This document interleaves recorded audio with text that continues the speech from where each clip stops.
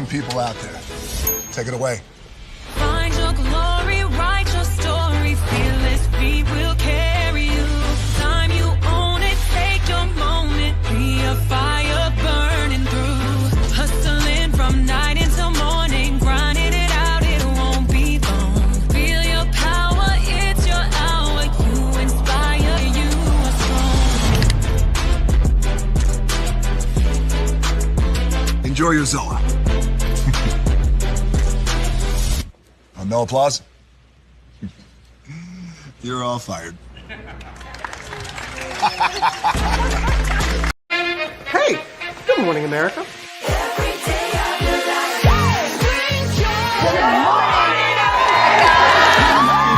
Good morning, America. Good morning, America. Good morning, America. Money. Are you ready? They are ready. Covering the biggest events in the country right now. There's a lot going on here. It's always a good time. That's what the show's about. That's good. Really good. Very good. Coming in hot, Jimmy, coming in hot. It's far from elementary. Oh. Good morning, America. I'm not going to try to strut like Michael or anything. I have known George a long, long time. Have you ever gotten him to dance? Look at that face. You don't just see it, you feel it. I'm in. I'm in. I'm in too. I'll be there. I am here and so happy. I'm in. I'm in too. I'm in. That tells you something when Snoop Dogg's in. Michael, George, where? Ginger. Prepare for a journey beyond imagination, beyond belief, beyond anything you've experienced before. Universal Epic Universe, a new theme park where you'll step through extraordinary portals to 5 immersive worlds. Prepare for a cosmic voyage of discovery, an isle of fire-breathing excitement, a shadowy world of monsters and mystery, new wonders in the wizarding world, and a new way to play. Plus the splendor of a magnificent resort hotel overlooking the park. It's all new excitement at Universal Orlando Resort. A week's worth of vacation thrills with 4 amazing theme parks, a variety of spectacular themed hotels, and incredible dining and entertainment. It's all at Universal Orlando Resort, where you'll find new adventures every day. Explore the astonishing worlds of Universal Epic Universe at Universal Orlando Resort.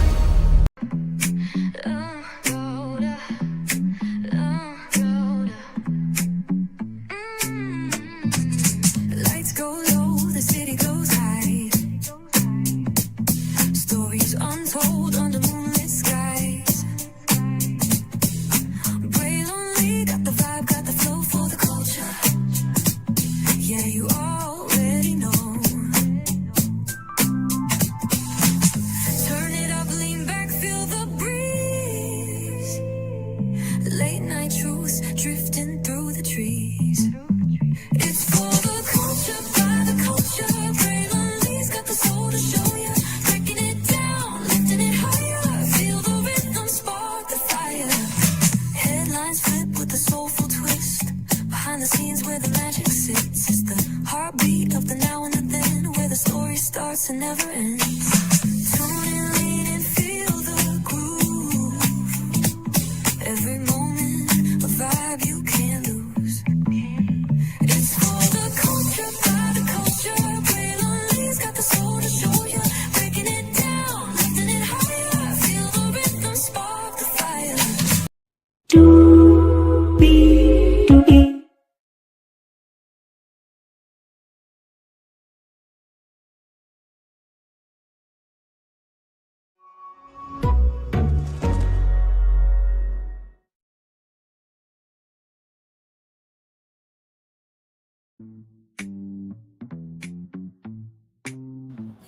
Well, hello to you you and you. Shout out to the 14 people that came through. I saw y'all this morning. 6 people here now. Glad to have all of you here for another edition of Braylon's Virtual Tour Live. We are live on tour. We have 1, 2, 3, 4, 5, 6, 7, 8 destinations for y'all this morning. The Oscars was last night. I have all of the winners that you need to know about. So looking forward to telling you guys about that because a lot was said and done last night for sure, including that amazing performance that Missy Copeland did, bringing ballet and centers together. What a moment that was. You know, we are about some Popeyes Louisiana chicken around here, yes indeed, but there's something going on with Popeyes. Well, a franchise owner, we'll talk about it. No, it's not Megan Thee Stallion, okay? Not her, all right? It's separate, but we'll get to that. The Presidential Library and the Presidential Center for Barack Obama is opening up in June. I have all the details. I know what a moment this is going to be for us as a culture, for sure. Pastor Jamal Bryant came out and apologized. You know, I got a take that some people are going to be really pissed off about, but quite frankly, it's called freedom of speech. So we'll get to that here soon enough. Ray J doing the utmost with fake blood coming out of his eyes and suing Kim K and Kris Jenner and everybody in between. Well, Ray J, you got your own shit to worry about, brother. I'm going to talk about it live. Jasmine Crockett, for those of you who don't know, her security was palled, and they're bringing up his criminal history. It's just like George Floyd. Yes, George Floyd wasn't the most decent man, but he did not deserve to have his life ended with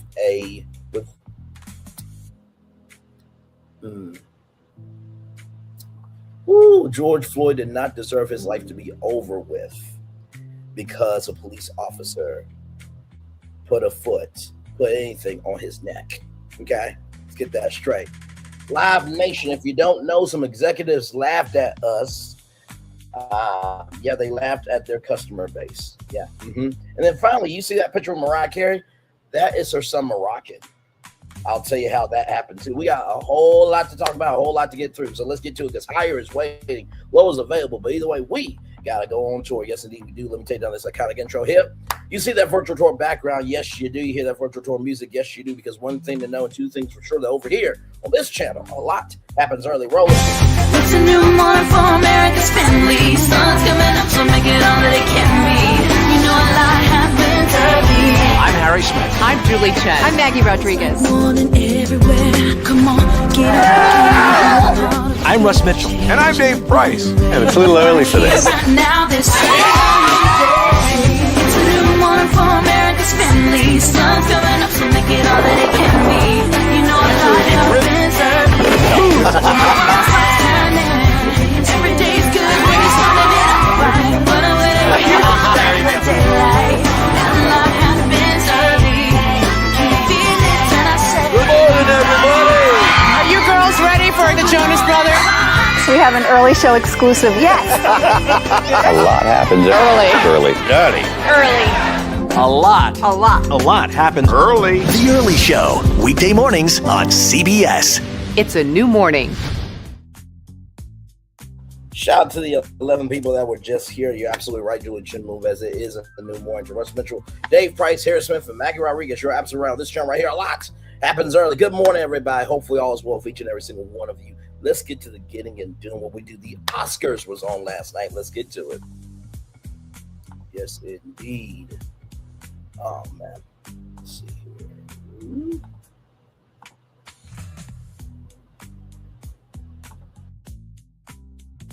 And by the way, shout out to RollingOut.com, celebrating 25 years on to the next 25. The 98th Oscars, full and glorious list of all winners. From Best Picture to Best Animated Short, here is every filmmaker, and performer who took home an Oscar at the 98th Academy Awards on March 15th of 2026, everybody.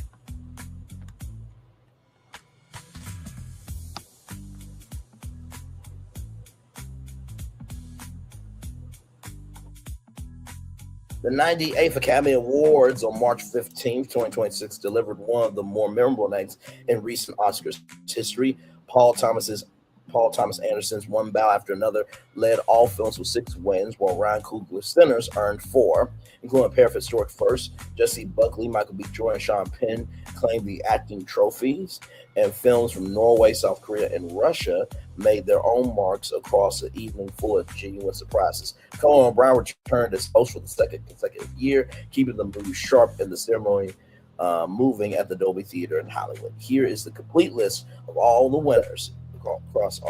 Here's the complete list of the winners across all 24 categories. Rather, okay, let's get to it, everybody.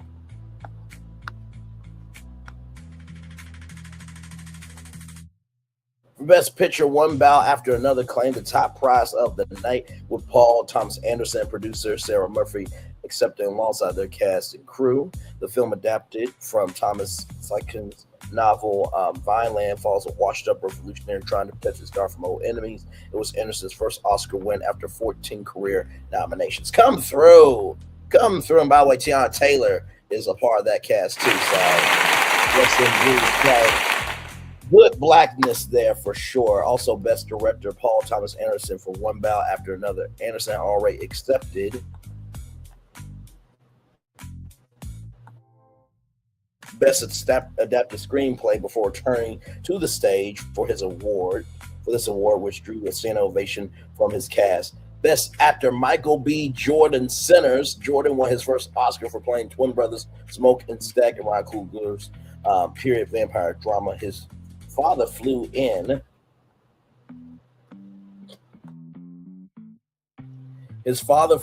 From Ghana to watch him accept the award.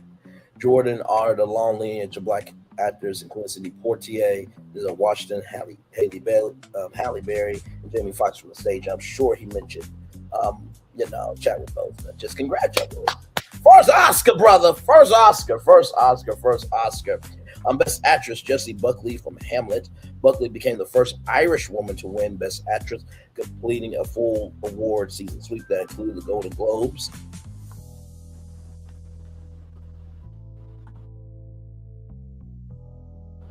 BAFTAs, Critics' Choice Awards, and the Actors Awards, formerly known as the SAG-AFTRA Awards. She dedicated the win to her 8-month-old daughter, and know that March 15th falls on Mother's Day in the United Kingdom. Best Supporting Actor Sean Penn, One Bow After Another. Penn's third career Oscar for Majestic River 2003 and Milk in 2008 went uncollected on the 9th, as Penn did not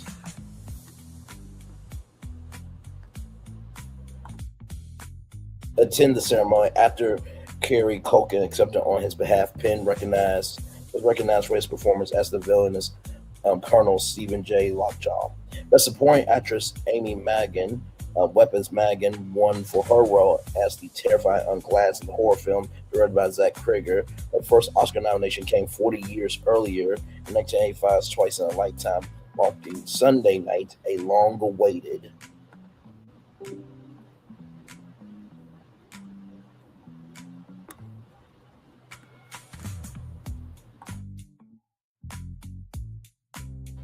moment.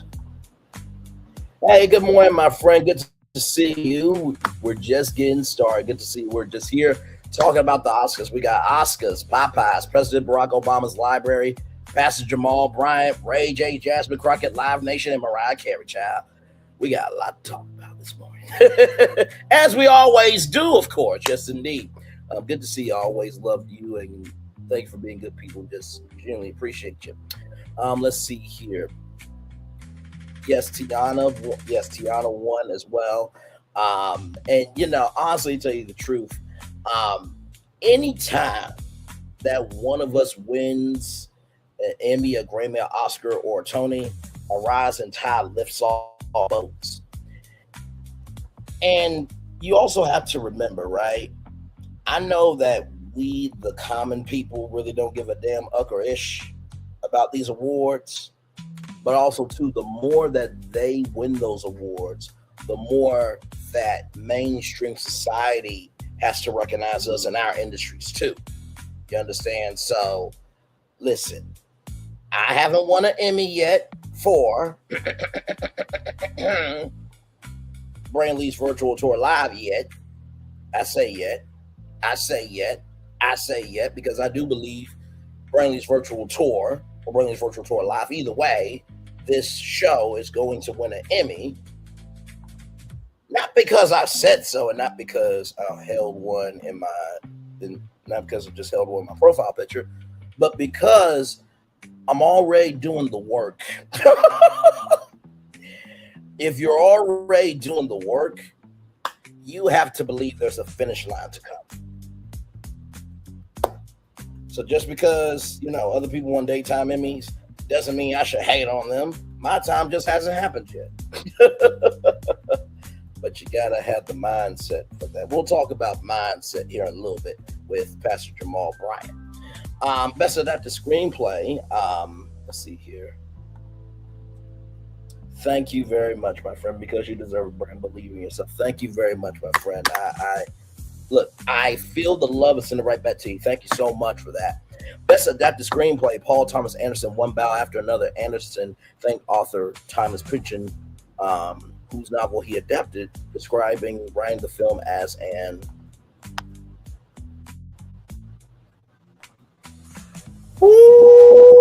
that's some deep-ish. Described the writing the film as an apology to his children for the state of the world they are inheriting. Oh my Lord. Oh my God, my God, my God, my God, my God, my God. Oh, okay. That was heavy. Best Original Screenplay, Ryan Coogler, Sinners. The win made Coogler only the second black filmmaker to win in this category after Jordan Peele, and notably both won for a horror film. Coogler asked the entire Sinners cast and crew to stand and receive the audience applause right alongside him. Listen, you win everything when you recognize everybody. Oh! That's a word right there. That's a word right there. You win everything when you recognize everybody. You win everything when you recognize everybody. You do. You do. You do. I'm not surprised that he did that. Not surprised at all.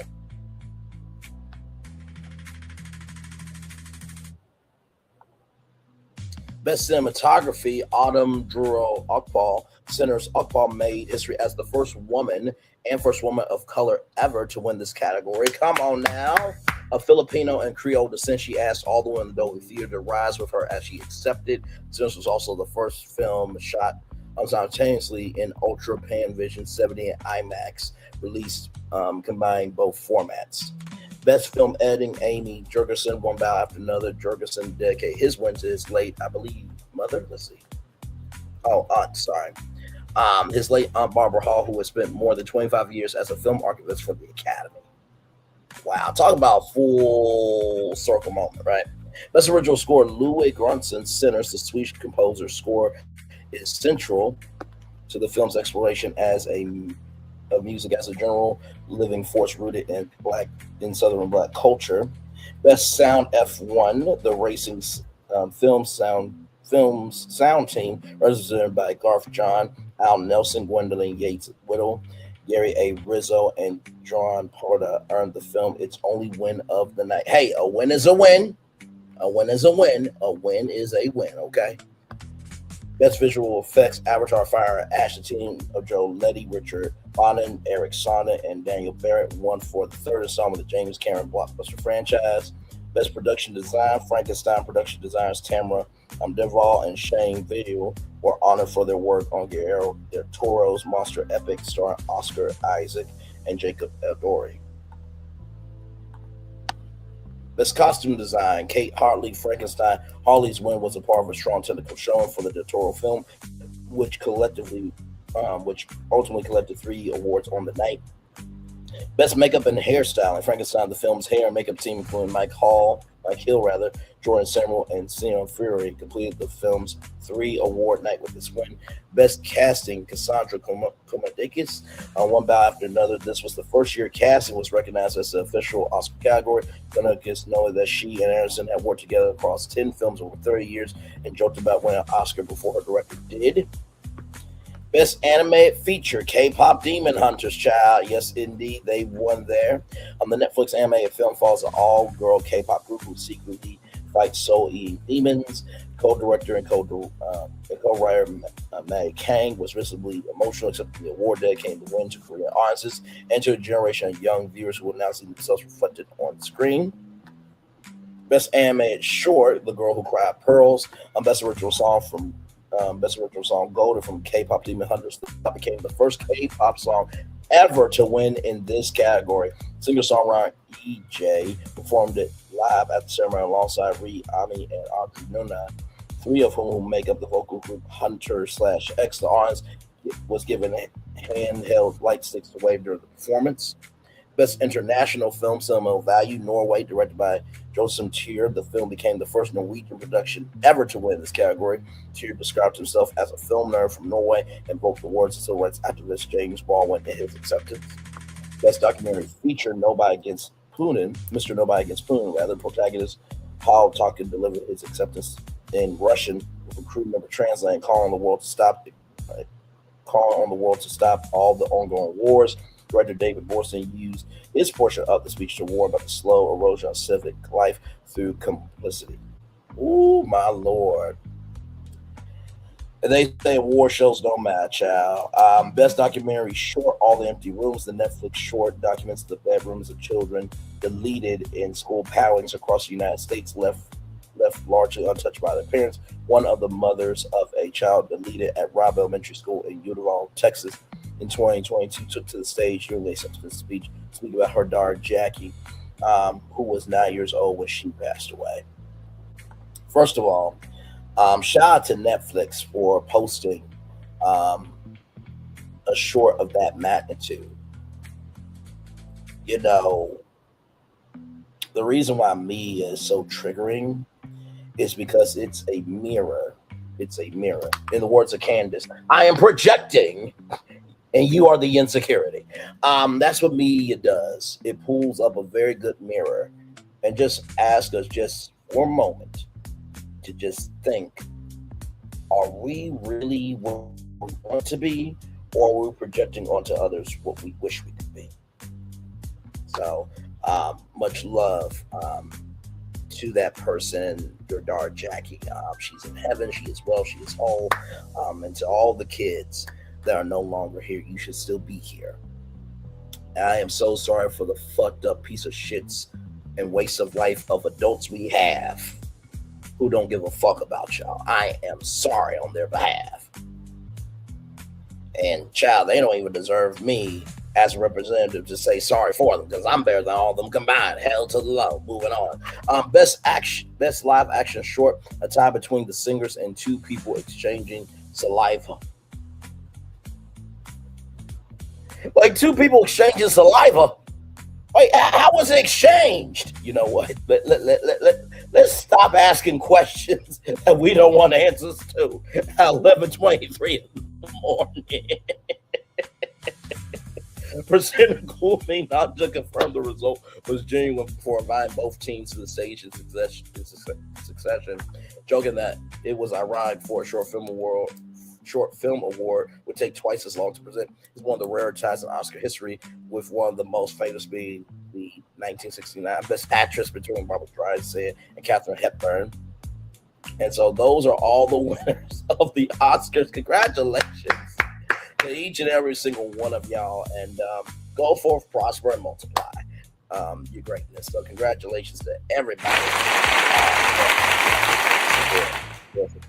All right, y'all. More Braylon Lee's Virtual Tour Live coming up right from this space right here, right now. Y'all know we love some chicken from Popeyes. You know we do. You know you do. You know we do. Hold on, give me a moment.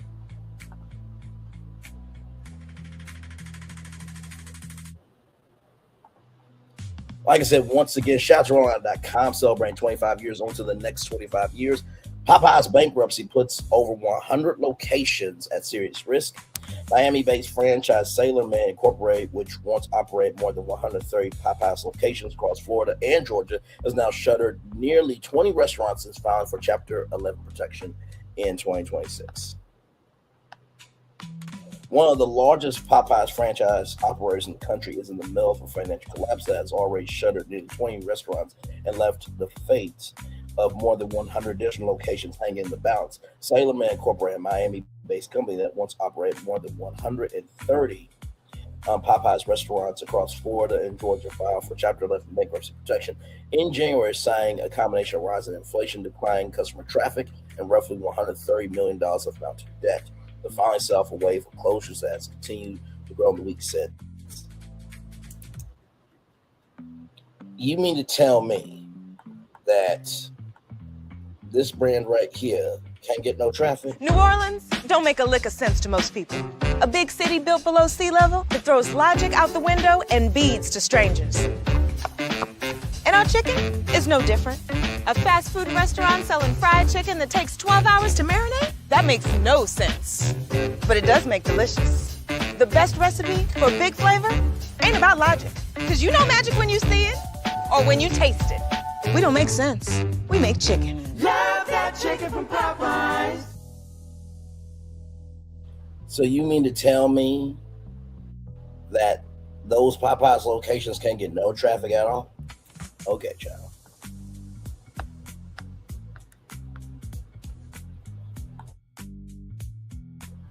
How the closures unfolded. The initial wave came quickly. Sailorman closed 17 restaurants in January as a part of the early stages of its restructuring process. Then, according to a March 10th court filing obtained by People Magazine, People.com, 3 additional locations in Georgia have since shuttered, bringing the total number of closed restaurants tied to the case to approximately 20. The most recent filing was sought to formally reject the leases on those 3 properties, a standard step in bankruptcy proceedings, as signals the company has no intention of opening them. People have reached out to both Popeyes and Sailorman Incorporated for comment and had not received a response from either at the time of publication.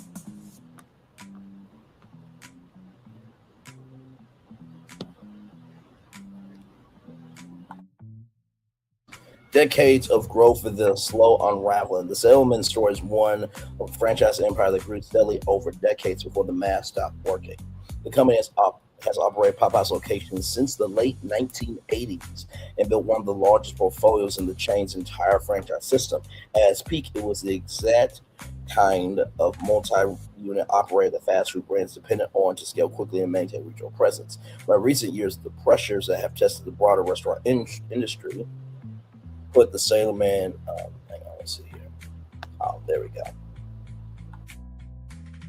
Hit Sailorman especially hard. Higher operating costs have eroded margins that were already thin.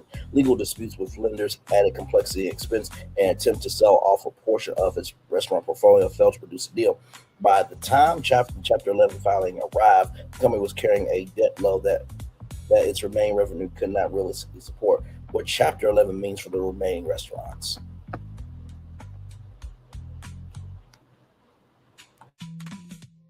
So Chapter 11 is not the same as a full shutdown. The process is designed to allow companies to restructure their finances while continuing to operate, which means many of Sailorman's remaining locations are expected to stay open as proceedings move forward. The goal, at least on paper, is to emerge from bankruptcy as a leaner and more financially stable operation. That said, the uncertainty surrounding more than 100 remaining restaurants is real. The outcome of Chapter 11 proceedings can shift depending on negotiations with creditors, the ability to renegotiate leases, and whether a buyer emerges for some or all portfolio for employees and communities that depend on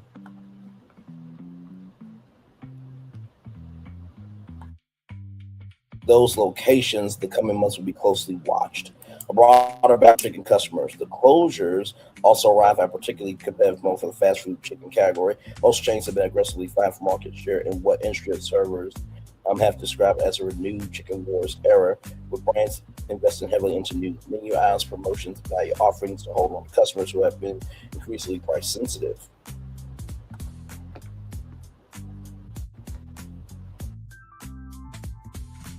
For franchises operating on tight margins, that kind of competitive environment leaves little room for error. Rising costs on one side and pressure to keep prices accessible on the other create a squeeze that even well-established operators struggle to survive. Sailorman's bankruptcy is a stark reminder that the fast food industry's growth story is not without its casualties, and that the restaurant's customers visit most casually can disappear without very little warning. So what do I think about this destination? I'm not surprised by it, right? You think about all of the tariffs. And when you are a franchise, right, they usually help you, with building costs, getting all the equipment, training, uniforms, and everything else. That's from the company. But then you have to deal with the supply chain. And we all remember what happened with McDonald's and those onions, right? Right? We all remember that? So with the tariffs rising and rising and rising for, chicken and pickles and bread and brine and seasonings and everything else, I could totally see why this is happening. I do hope that, Sandman Group restructure and get what they need together, because I don't want anybody to not have a job, right? It's already hard to make $1.15 as it is. So that's what I think about this, and hopefully everything will be okay with it. All right, y'all. We got to talk about President Barack Obama because his presidential center is opening up, and I am so excited.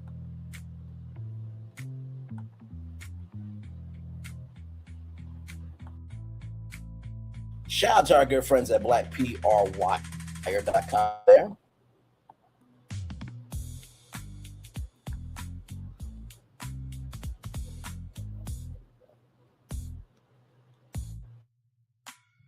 So here we go, everybody. The Obama Presidential Center announced its grand opening celebrations June 18th through the 21st.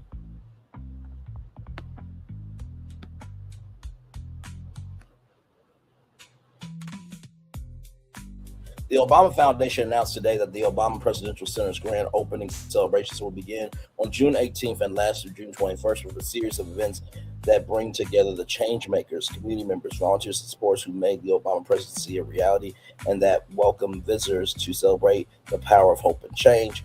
June 18th dedication ceremony on the John Lewis Plaza with global live stream featuring performances by global icons and powerful remarks from today's most prominent voices.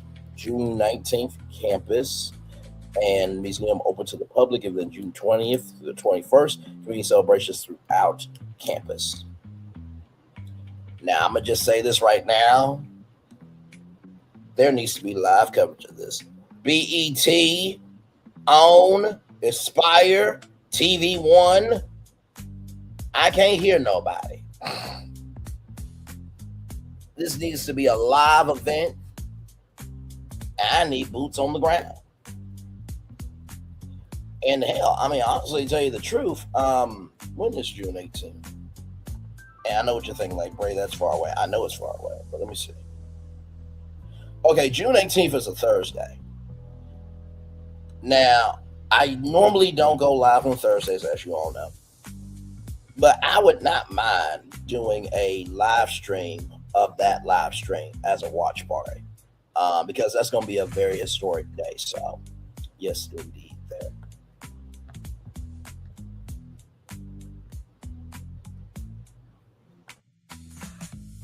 President Obama shared the announcement this morning in a video on social media, and the foundation will celebrate in person tonight with hundreds of community members. He says it's easy to look around right now and feel like the challenges we face are simply too big. But hope is not about ignoring the hard stuff. It is the thing inside us that insists something better awaits if we are willing to work for it. Here on the south side of Chicago, hope is getting a permanent home. Starting on June 19th, you can visit the Obama Presidential Center. It's not a monument to the past. It is a living destination for people who refuse to accept the status quo. If you feel that way, this is your invitation to join us. We're here for the invitation. For real. Yes, indeed.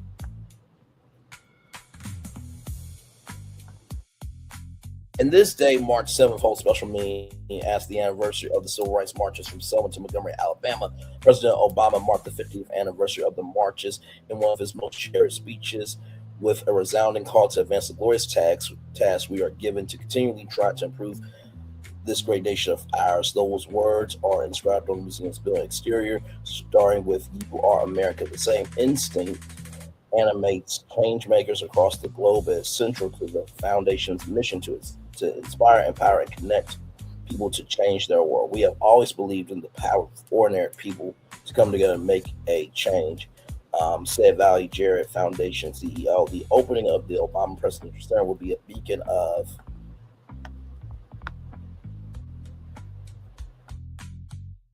hope to the world, and a place where we hope guests will be inspired to bring change home to their communities. The center will be dedicated on Thursday, June 18th, and the campus, including all free areas, as well as the museum, will be open to the public on June 19th. Grand opening celebrations will continue on June 20th and 21st with live performances, family-friendly activities, food, art, and storytelling across the campus. The public events will be preceded by gatherings for alumni, community members, supporters, and young people. A majority of the Presidential Center is free and open to the public. Amenities will include an accessible and innovative playground, a forum building for public programming,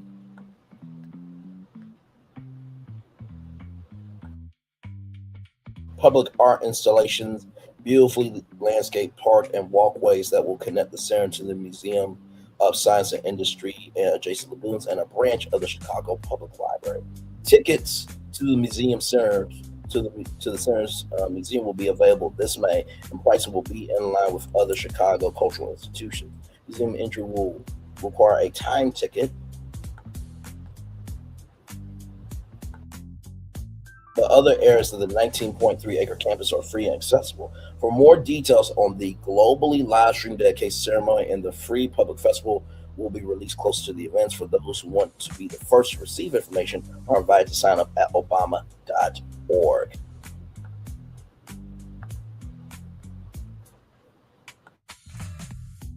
This grand opening is just the beginning, added Jared. The Obama Presidential Center is about the everyday people who make our democracy work, not just those we see in the headlines. As President Obama said, it's easy to look around right now and feel like the challenges we face are simply too big, but hope is not about ignoring the hard stuff. It is that thing inside that insists something better awaits if we are willing to work for it. That is the spirit of the Obama Presidential Center, and we can't wait to welcome people this year. Listen, I can't wait for it either, Dana. I can't wait for it. I cannot wait for it.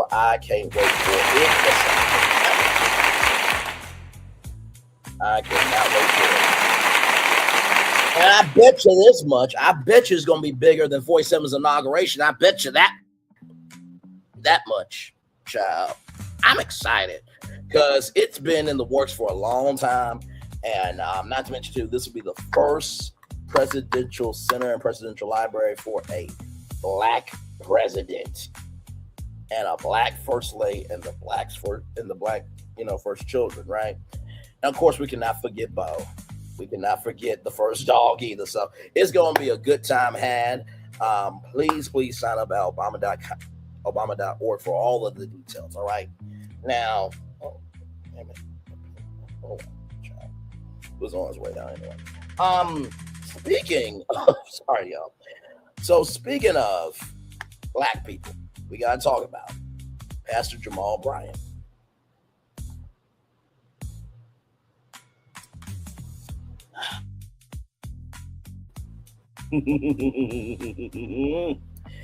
From complex.com, everybody.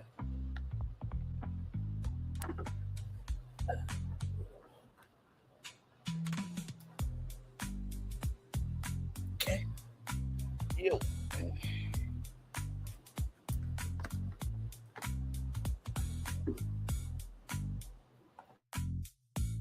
Sorry about that, y'all. Had to give me some water and a fidget. Pastor Jamal Bryant break balance on Target boycott inside the 40-day Target fast.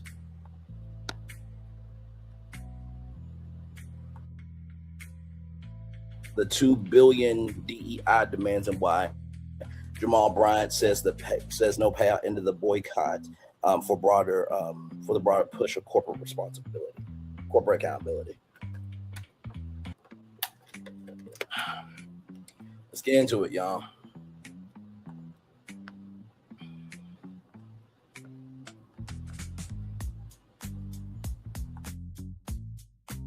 Pastor Jamal Bryant is pushing back against accusations that he accepted money to call off the Target fast, addressing the backlash during a recent episode of his podcast and insisting that neither he nor his team received financial incentives to end the campaign. Speaking on his podcast, Let's Be Clear, Bryant acknowledged the controversy surrounding his decision to publicly declare the fast over earlier this week. He said the move sparked confusion among supporters who believe the broader boycott of Target had been abandoned.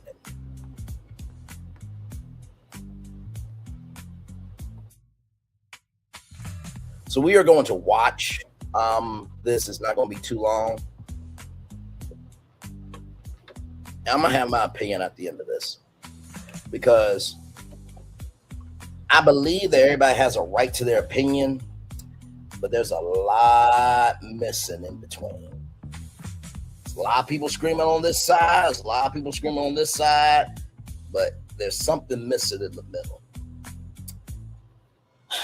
Let's get into it, everybody.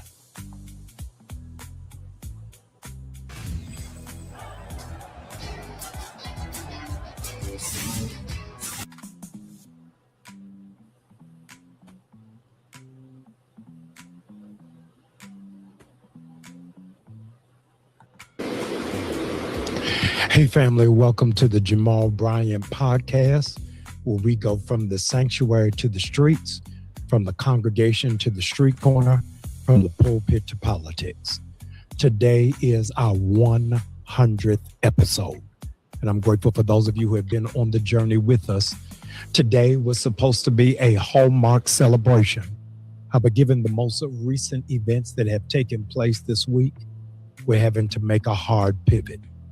I wanted to address you directly about what has transpired around the Target fast and the Target boycott.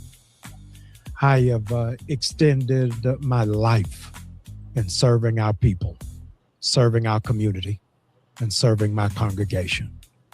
The very last thing I ever want to do is be a proponent of division or divisiveness. I want us to be together as one. This week, I failed at doing that.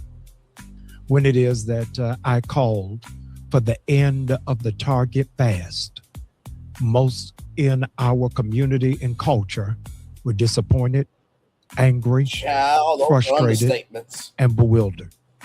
What did it mean? Have you sold out? Have you given up? You wave the white flag? And emphatically, the answer is no. I wanted to walk you through what has taken place over the last year that has gotten to the place of where we are right now. A year ago, Target boycott started in two different places, one in Cleveland, the other in Minneapolis, Minnesota, distinctively by two significantly strong sisters, Attorney Nakima and Representative Nina Turner.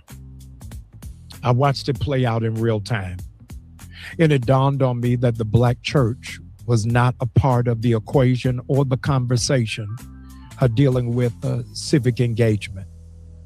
And I pulled from their genius and their prowess the Target fast to walk alongside them.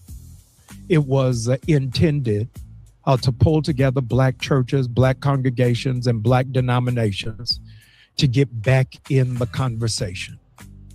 We're part of a generation that doesn't see the relevance of the Black church or has not been able to bear witness of our prophetic mantle. As a consequence, there's the largest demographic of Black people who don't go to church, 28%, the largest amount of Black people who self-identify as atheist, 8%.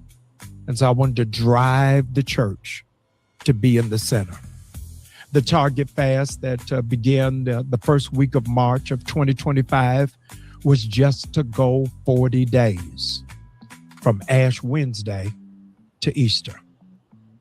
And in so doing, we understood out of the footprint and the blueprint of the civil rights movement that power concedes nothing without a demand. So says Frederick Douglass. And so we asked for four things. We asked that there would be a reimagining of DEI. We asked that there would be a redress around the inclusion of HBCUs in partnership. We asked that there would be a funding in Black banks. And we asked that there will be an honoring of the commitment of $2 billion for George Floyd that was pledged after his murder. 300,000 of you signed up at Target Fast and said, we're going to be a part of this movement for 40 days. 40 days came and gone, and yet you stuck in there. You held to the commitment. You didn't waver. You kept driving, and you didn't go in. I want to take a moment and personally thank you. We've had an amazing impact this generation has on a Fortune 500 company that so many people thought was too big to fail. Target Fast was just a strategy and a tactic of the Target boycott. It was not to take its place. How boycotts are, in fact, riddled with a demand.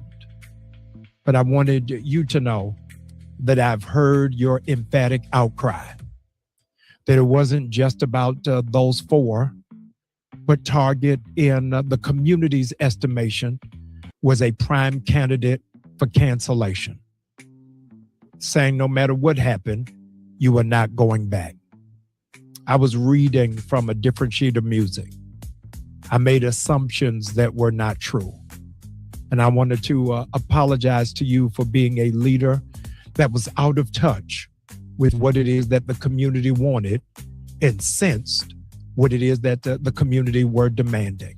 It's much greater than those four, and I've heard you, overwhelmingly so. And not having a good read of the room, I take full responsibility of. I wanted to give redress to some things, and I hope that you'll lend me the time to do it. I am the son of a pioneering womanist theologian, the late Dr. Cecilia Bryant. I am the brother of an amazingly brilliant sister psychologist, Dr. Tamar Bryant. I am the husband of a brilliant and insightful prophetic witness, and Dr. Carrie Bryant. I am surrounded by brilliant, beautiful Black women. And so in no ounce of my bones or blood would I ever try to co-opt what it is that Black women are building. Just a week ago, when I had the humbling opportunity to speak at Reverend Jackson's funeral, in my remarks, I said that we've got to let Black women lead. And that can find itself in all truth, even when it comes to this movement. Publicly, privately, to the press, and in conversation, I have heralded out loud the remarkable leadership of Attorney Nakima, Representative Nina, and Sister Soldier Tamika Mallory. I think that they are incredible leaders. And I don't want history to record that I tried to stand in the way of the leadership of warrior women. I absolutely tip my hat to them for their innovation, for their courage, for their passion, and their fire. It was my intention then, as it is now, to walk alongside them, but to never walk in front of them. Let the record reflect and show that it was Black women that started this movement. It was Black women who were at the helm. It has been my privilege to stand alongside them. Some of the murky confusion that has taken place is that we have interchangeably used the Target fast with the Target boycott. Two different things, two different entities, but it is a train connected to the same wagon. Our intention was just to go 40 days. So when I made the declaration that the Target fast was over, it was mixed mingled with the Target boycott at large. I should have lent greater clarity to that. The 40 days went to 365. What took place in those 4 asks, it is not mine to champion the accomplishments or the achievements, but I bequeath it over to Target, who ought to, in fact, share what has happened because of your fasting and because of your withholding of dollars, and how it has impacted Black colleges, where they are with DEI, and quite frankly, where they stand with George Floyd. I'll yield to Target to talk about those milestones and those accomplishments. And I yield it to them because I don't work for them. I am not an employee of Target. I have not been compensated by Target. None of my colleagues or comrades have received a dime from Target. The church that I pastor has not received anything. No 501c3, no friends of mine have received anything from Target. Whenever it is that we met, we purchased our own plane tickets, purchased our own hotels, and never once were we ever even fed. We are grateful that we can stand before you with clean hands and a pure heart to say, in the words of Hosea Williams, that we're unbought and we're unbossed. I am grieved that because of the pain and the trauma and the triggers of leadership of days gone by, it was an immediate presumption that we have been bought off, or that I have been bought off. And I wanted to tell you, as God is my witness, I have not, and I would not. I am grateful to be free, to know that what it is that I do is because a charge I have, and a God to glorify.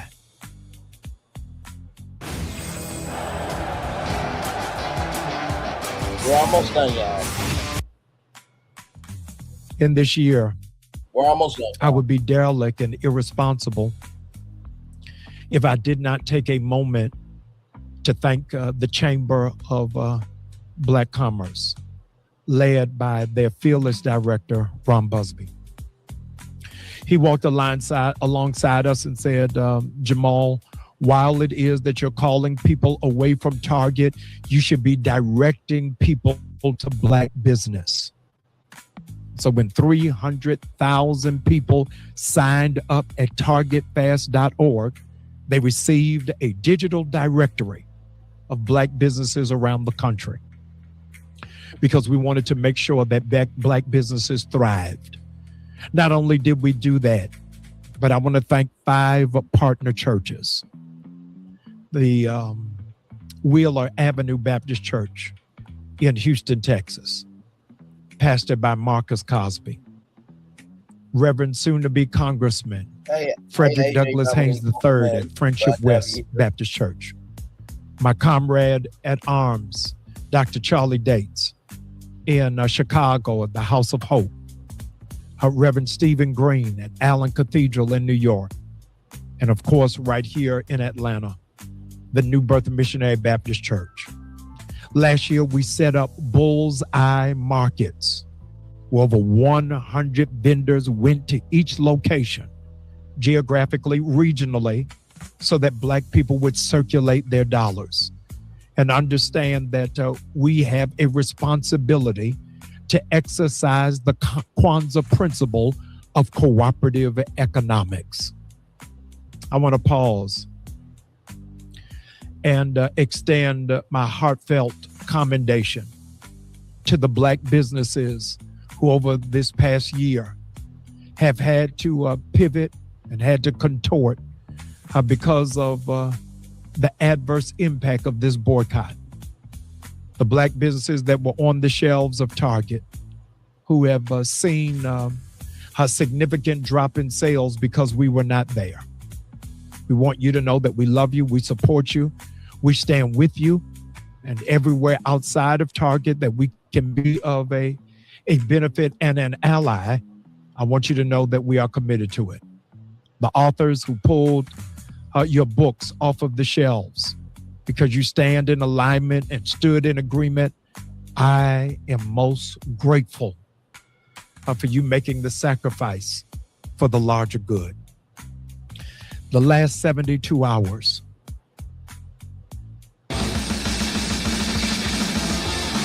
Aja Dominique, believe you me, I'm going to have a take on this. I am allowing the full video to play because I believe that in order to gain context, conjecture, and connection about the whole story, we have to allow the whole story to breathe and not just talk about the parts we want to, just to have an opinion, the conversation, to just have a platform, and just to exist virtually because nobody is embracing us in reality. Let's keep going.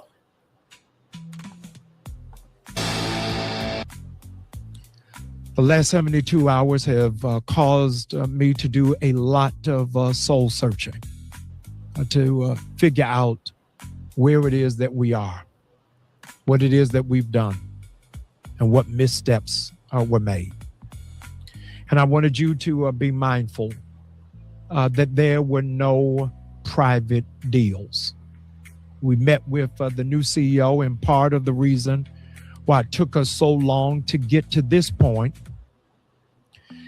is because we had a very closed relationship with the former president CEO. It was not until this new one that the doors swung open ajar. He began on February 1st. On February 1st, he said to 400,000 employees and to Bloomberg that he realized that he handled the Black community in error. And part of the reason why it is that they were spiraling downwardly is because of their mistreatment to our community. I am wanting you to know with a burning desire that when Bishop Leah Daughtry and Tamika Mallory and myself went into that office, Representative Turner was unable to come that day because of health challenges. We were very clear that we were not meeting for personal gain, but for community advancement. While it is that we met, we laid bare what it is that the community was feeling, how it is that we felt ignored and dismissed because there had been no acknowledgement. And I want you to know that you were represented with integrity. You were represented with honor. It's been my privilege to be able to stand in the gap, knowing that what it is that we were doing was for our collective and our cooperative good. You ought to give yourself high commendation because America, the world, has not seen us walk together in this level of lockstep in 70 years. The generation that they discounted and underestimated stood up to the plate 10 toes down. And I've been grateful to be a part of it and excited to see your stick-to-itiveness and your passion. Even when it came to having to check me, I laid down on the train tracks. Y'all came and got me. And it was well-deserved, well-served, and it was well-heard. And so to be clear, as hearing from Soldier, Tamika Mallory and Representative Turner and Nakima, they have every intention of moving forward. And Lord.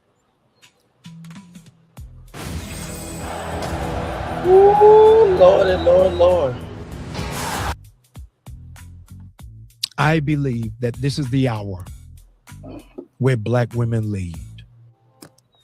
I believe that this is the hour where Black men take their rightful place in their rightful position. I am their brother and glad to walk behind them or beside them and always available in any capacity, if necessary, to be able to be a partner. And I would ask that in this hour, that we would, in fact, take our cues from sisters. I'm glad to be a part of the journey and have been a part of what it is that God has called me to do in mobilizing congregations and churches and pastors all over the country. Jamal Bryant says that the next step after civil rights is civil rights. And I believe that we've got to take hold of economic responsibility and what Jesse Jackson calls cooperative corporate accountability. So in this fight, we still have to remember that what has been left swinging in the balance is a relationship with black banks.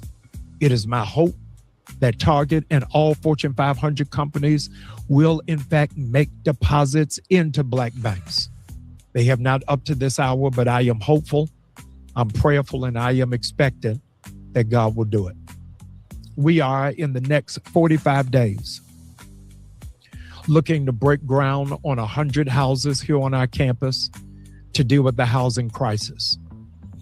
And outside of that, a lot of our effort and our energy and our enthusiasm has got to be around voter registration, voter engagement, and raising up people who are mindful that democracy is at risk if we do not roll up our sleeves and get to work.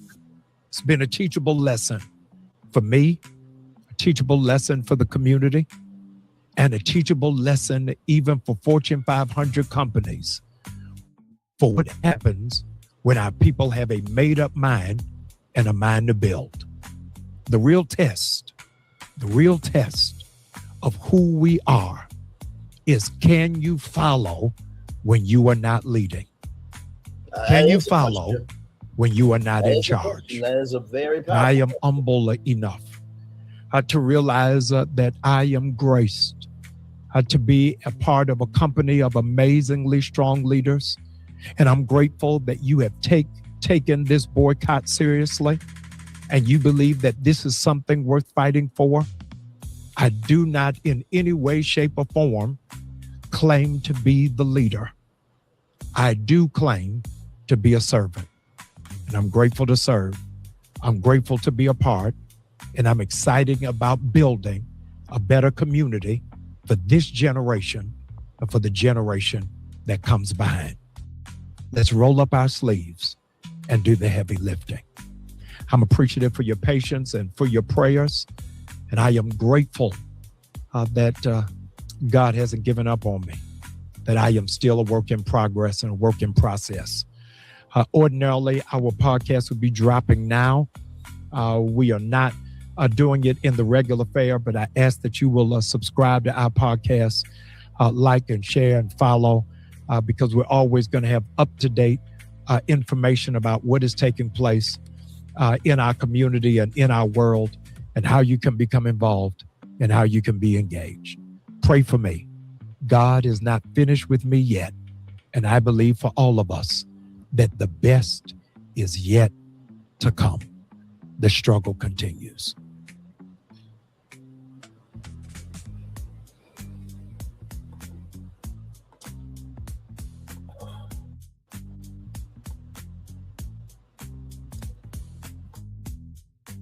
Bryant clarified that the fast, a faith-based action connected to the protest, was only one element of a larger movement focused on corporate accountability, and said speculation about financial motives was inaccurate.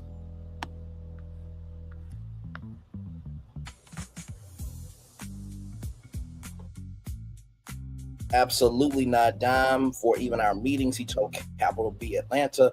I bought my own plane ticket, bought my own hotel. Target has never even bought me lunch.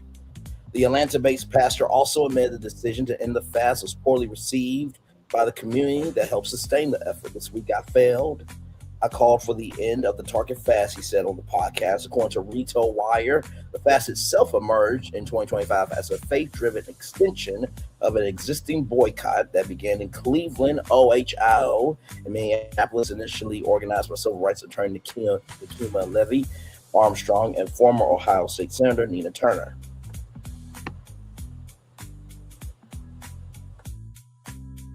Bryant said he joined the effort after noticing the Black church had not yet formally integrated into the organizing strategy, prompting him to launch the 40-day fast during the lit season between Ash Wednesday and Easter. Participants were encouraged to abstain from shopping at Target while pushing for several specific commitments. Organizers called on the retailer to restore diversity, equity, inclusion programs, complete a $2 billion investment tied to initiatives announced after the murder of George Floyd, increase financial partnerships with Black-owned banks, and expand collaborations with historically Black colleges and universities, HBCUs.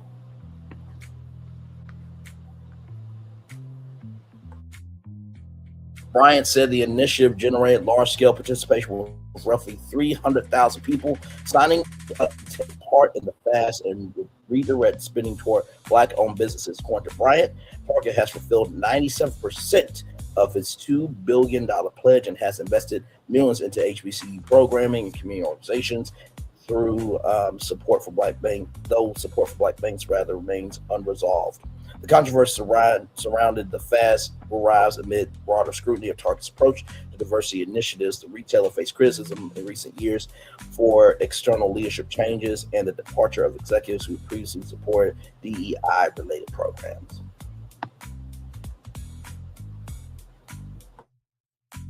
Developments that have fueled ongoing consumer activism despite ending the formal fast. Bryant emphasized that the greater effort remains active and no one's been instructed to resume shopping at Target store. The struggle continues and the best is yet to come, he said. So let's get into it, y'all. I'm going to start off with Aja Dominique's comment. Sir, be for real. You tried to step in front of a movement to declare a conclusion to a boycott that you didn't start. This caused so much confusion, and discord. I will agree and disagree on that. I think, for one, Jamal Bryant should have been clearer that this is an extension, not the boycott, for one. Number two, with that being said, I want to use the civil rights movement as a frame of reference. Were mistakes made in the civil rights movement? Absolutely. But did the movement get to the finish line? Absolutely. Let me say that 2 more times. Were mistakes made in the civil rights movement? Absolutely. But did the civil rights movement get completed? Absolutely. Were mistakes made in the civil rights movement? Absolutely. But did the civil rights movement get to that finish line? Absolutely. And number 3, I think sometimes we as a culture want to have something to complain about. Now, I say all that, by the way, Shirley Chisholm was the one that did the unbossed and unbothered thing, right? I will say this. I think that the Target fast did definitely carry significant weight. There was $20 billion of value lost with Target. And they had to get a whole new CEO, and they've been struggling, schmuggling ever since. The reason why I'm coming about in this fashion is because we also have to remember that some family members of ours and some friends of ours are working at Target. Are we hating on them? Because they deserve to make $1 out of 15 cents. They can have food on their table, whether it's a family of 4 or a family of 1. Right? And it is really mind-boggling to me. Everybody who's saying, oh, Pastor Jamal Bryant, this, that, and the third. Let's see you be in that chair and let's see what the fuck you do. Because everybody's saying it was a failure, it was a travesty, it was a flop. What the fuck has your bitch ass or Mitch ass has done for the Black community? Let's go here. Let's go here. Let's go here. Because here's the room. Because here's the thing, right? Rather, not everybody is in the same rooms, right? Not everybody's on the same level. Will Packer said, how you work in private reflects out in public, right? What you do in secret, God will bless you publicly. So it is mind-boggling to me that people who are saying, oh, you can't read the room because you're not in the room. Bitch or Mitch, are you in those rooms? I'm just asking questions. Are you in those rooms your fucking damn self? No, you're not. Number 2, are you advocating for the everyday person? Your damn self? You're probably not. Oh, now we don't want to have the conversation. Now we don't want to have the conversation. Now we don't want to have the conversation, right? Truly, he or she who has not sinned cast the first stone. Right? And it is mind-boggling to me that people are having so much heat for Pastor Jamal Bryant, but yet the people who all they're doing is giving lip service has never completed a blowjob and executing anything for our culture. Some of y'all are doing way too fucking damn much. You jumping ahead of the skis that you have, and you thinking you bigger than the program. If you think that Pastor Jamal Bryant sucked, let's see you and your fucking supporters do what the fuck he did, and let's see if it lands. You don't have the capacity, capability, comprehension of the brain cells to execute that big of an assignment. Sure, he fucked up. Absolutely. Yeah, I'll agree with that. He had no right to say that the boycott was over with. Because I haven't went into Target. Others of you haven't went into Target. But we also can't negate the weight of that boycott. Right? And the people who are calling it a travesty, a failure, and a flop, they are really fucking flops, failures, and travesties. They're fucking damn self. They are probably not in those rooms that they're trying to give hell to Pastor Jamal Bryant of not being in those rooms. Those people that are talking probably are not in those rooms themselves. They've never been in a room, don't have the capacity to be in those rooms, and will never get to those rooms. They're trying to compete with a level they'll never reach to. We're having some problems here. Because the real conversation is, we ask for progress, but yet we attack how it develops. We ask for progress, but yet we attack how it develops. We ask for progress, but yet we attack how it develops.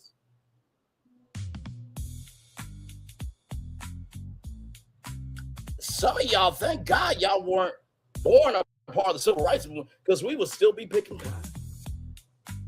Some of us would be house Negroes.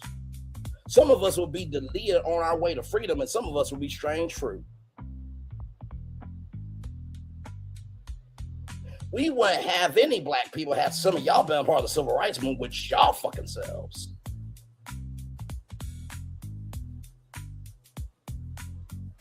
See, princes and princesses like to stick in silos, echo chamber. They love sucking, swallowing, guzzling on the same fucking opinion. But God forbid if anybody else has a difference of opinion. Oh no, we banish you. We cast you out. You a heathen. But yet you have the right to your fucking damn opinion, you bitch or Mitch? I don't think so. Because everybody who's giving this heat to Pastor Jamal Bryant, let Pastor Jamal Bryant invest $250,000 into you, and you won't have the smoke to say to his fucking face. Oh, I'm saying the quiet part out loud. Because it's like my friends, we watched The Oval one time, and they said, oh my God, the wigs are ugly, this after. I'm like, if Tom Perry gave you $250,000, would you have that same energy? And they're like, but it's a $250,000. No. Keep the same fucking energy. At least he came out and apologized. See, some of y'all cover what y'all want to cover, so y'all can have a platform, so y'all can exist in virtual life, because nobody gives a fuck about you in real life. The only reason why some of y'all are successful is because y'all have free time on your fucking hands. That don't mean you a success.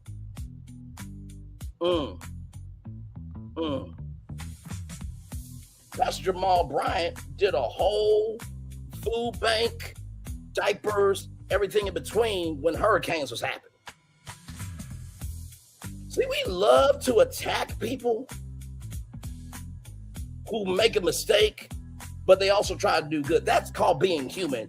Was there not a movie called Inside Out? Every emotion had a color. I can't hear nobody. I can't hear nobody.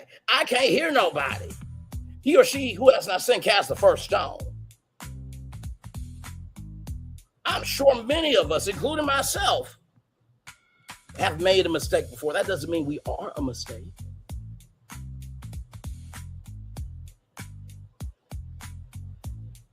Child,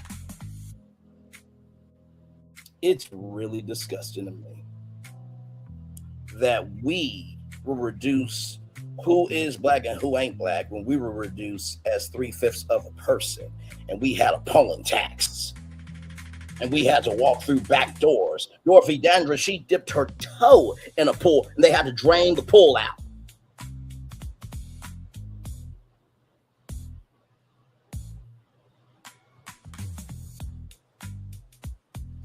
I'm sure there are people that really want to give up on the fight for civil rights. Had they did that, we wouldn't be here. So you can feel how you want to feel about Pastor Jamal Bryant, this, that, and the third.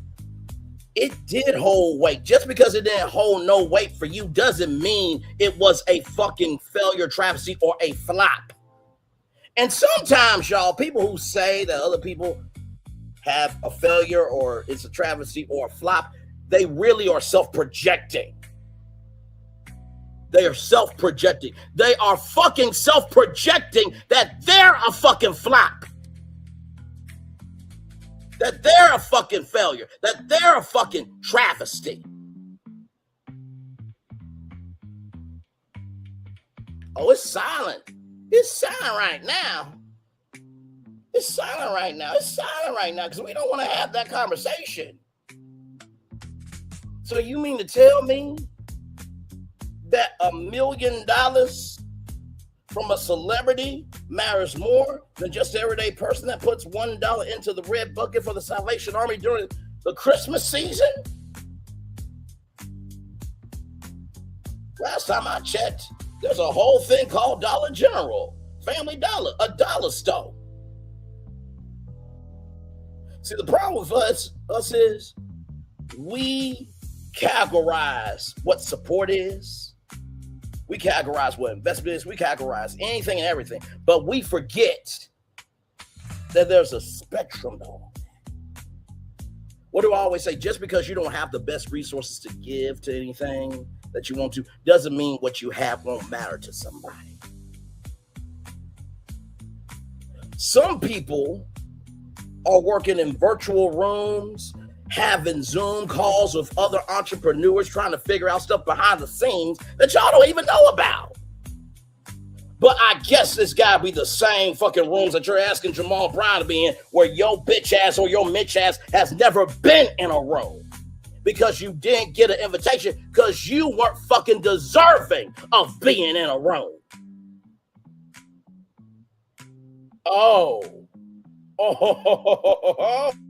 Because if you were that big, bad, and strong, how come we don't know about your great works if you have any to talk about? And I'm talking about everybody who thinks that way about Jamal Bryant. Okay? So listen, whether you are working in retail at Target, the Target workers don't deserve no hell because they're trying to make $1 out of 15 cents. Right? In addition to that, the people who are boycotting Target, I'm with y'all. I'm with y'all. But we also don't have to attack somebody who is at least trying to be a solution, because there's a whole president out here that don't want us physically or digitally. And do y'all have the same smoke for him that you have for Pastor Jamal Bryant? I can't hear nobody. You can't read the room because you're not in the rooms. Bitch or Mitch, are you in the room? No. You can't, you won't, and you never will be in those rooms. You can't, you won't, and you never will get to that level. You can't, you won't, and you never will be a success because you can't not only see yourself as a success, and not only do you not move as a success, but you don't do nothing to create a space for success to happen. Oh, some of y'all ain't gonna like me today with this opinion. And like I said, if it doesn't apply, let it fly. But if you let it fly, it must apply. Okay? Sincerely. Everybody does activism differently. So we're going to negate all the people that got on the Zoom calls to raise money for Kamala Harris, or because they weren't physically on the ground, their activism means shit. Are we really doing this? Because I remember there was a thing called COVID where nobody could leave the house, but yet things got done. Ciao.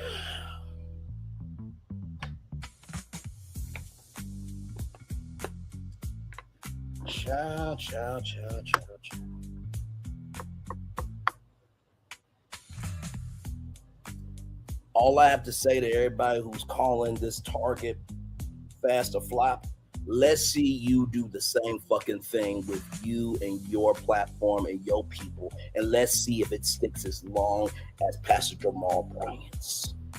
But since you don't have the capacity, capability, and comprehension of brain cells to execute that big of an assignment, I'm going to need you to shut your Mitch ass and your bitch ass up. Know your place and drive your fucking speed limits.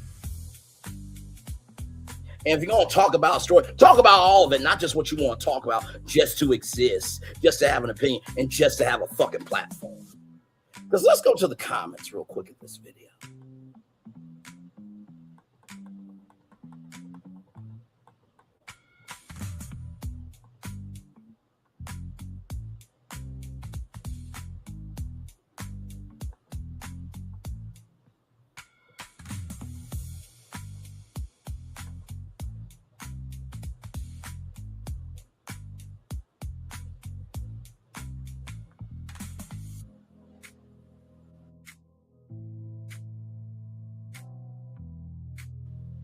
Nikki 11 Armstrong is the founder of the National Target Boycott. I honor her by correctly pronouncing her name and trust that Black woman's leadership.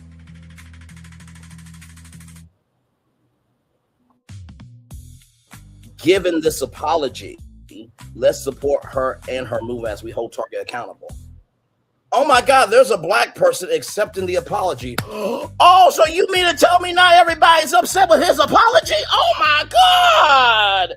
Not another point of view. Oh no! Oh no! Oh no! Like I said, princes and princesses like to stick in silos, echo chambers, and swallowing. What is it? What is it? Swallowing, guzzling, and choking on their own thoughts, but not open to receiving that there could be another point of view about this. I can't hear nobody. I can't hear nobody at all.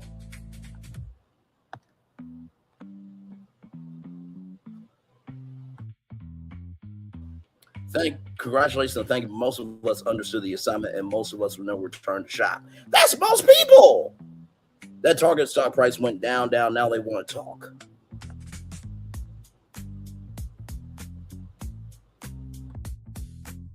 Nakima Levy Armstrong is her name.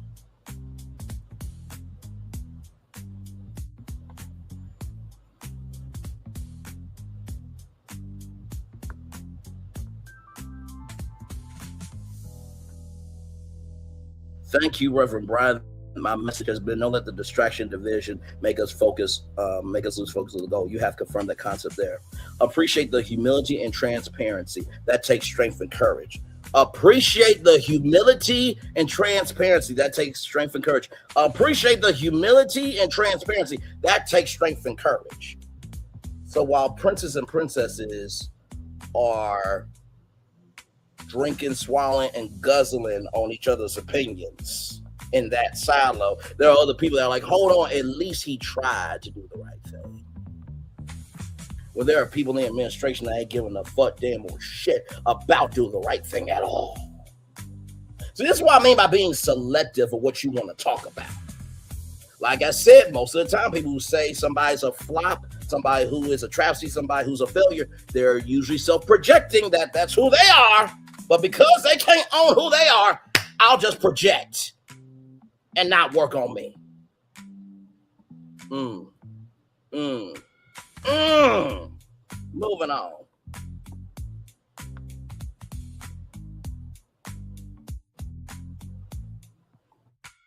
Correction, Shirley Chisholm coined the term unbought and unbossed.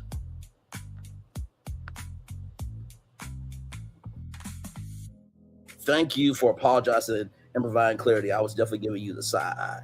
Humble, aware of one of shortcomings, meek and not proud, deeply respectful to you, Pastor, salute to you, Pastor, for this remarkable display of humility. Stay on the wall and in the fight.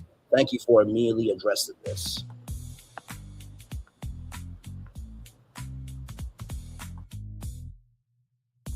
Thank you for this and your humility. Now we need to make sure we don't allow them to divide us. Thank you for this, Dr. Bryant, but I didn't need it. While the amazing woman you mentioned begun the movement, your assignment was complete. You pushed the church when no one else could have done it. You made it public like no other kudos to you. So there are other Black people that have a difference of opinion, point of view, and what have you. So it looks like everybody ain't that mad. But it does seem like somebody needs therapy. It does seem like somebody needs to go to a rage room. And it seems like somebody needs to do some inner root work, because you are broken, tattered, and you are purely disgusting in your behavior, like a garbage dump. Let's roll the fuck on. Now, I'm going to end this with a song, because y'all know we are good with references over here for songs. So let's read these lyrics right here. And like I said, if it doesn't apply, let it fly. But if you let it fly, it must apply. He or she who has that sin cast the first stone.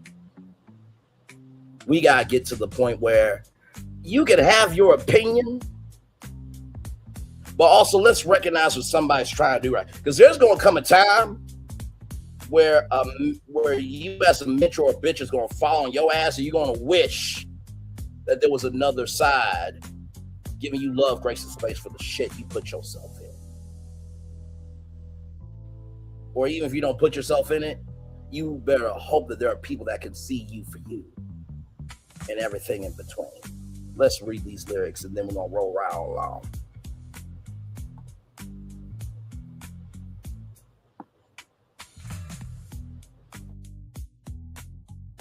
This song is called Well All Right, song by CeCe Winans. Came out in 1998. Times are harder now than they ever been before. Don't get discouraged. So much hurt and pain that seems so hard to bear. You gotta remember.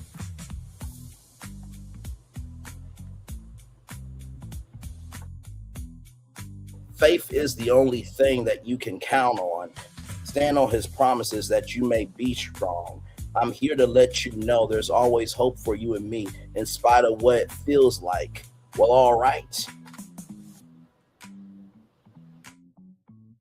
Keeping your head up high, because no matter what, it's all right. Believing the change is going to come today or even tonight. He's going to answer every little prayer. Just hold on, wait and see. You know it's going to be all right. Crying all night long, feeling like you're so alone. But don't you worry, because the seasons have to change. It won't always be this way. So just remember, love is the only key that opens every door, releases everything, all that you need and more. I gotta let you know, there's always hope for you and me.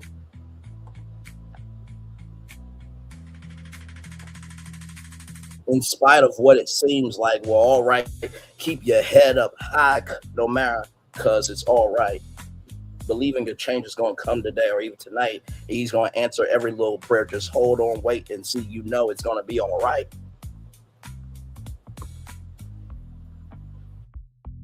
There's so much to live for, joy, happiness in store. There's so much more you can be, but you got to ask and you'll receive. All right, all right, all right. Well, all right, keep your head up high no matter, because it's all right. Believing a change going to come today or tonight, and he's going to answer every little prayer. Just hold on, wait and see, because you know it's going to be all right. We're going to be all right. We will. And the reason why I wanted to bring up that song is because the reasons why, and I've always have said this, the reasons why some of y'all are missing out on a lot of blessings is because y'all listen to a lot of curses in life. The reason why y'all missing out on blessings in life is because you're listening to a lot of curses. The reason why some of y'all are missing out on a lot of blessings is because y'all are listening to a lot of curses in life. Blessings connect to people who move in a blessing energy. Curses move with people who move in a cursed energy. Govern yourself accordingly. Let's roll on. Child.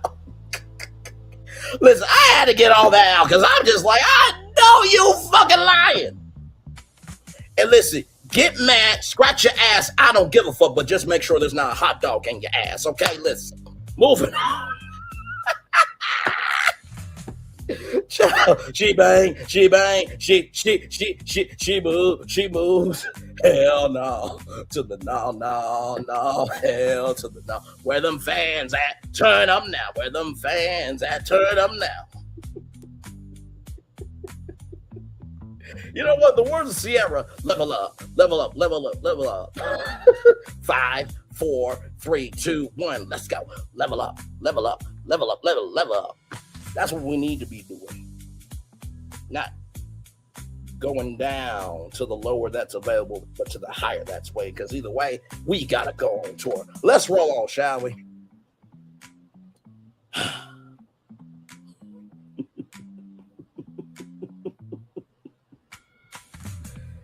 Oh my God. Ray J sued by American Express for $78,000 from the Jasmine brand. Okay. Yeah. Mm-hmm. I'm gonna take your comment, Aja, down just for a minute, beautiful. Nothing but love to you. Let's get into this from the Jasmine brand, everybody.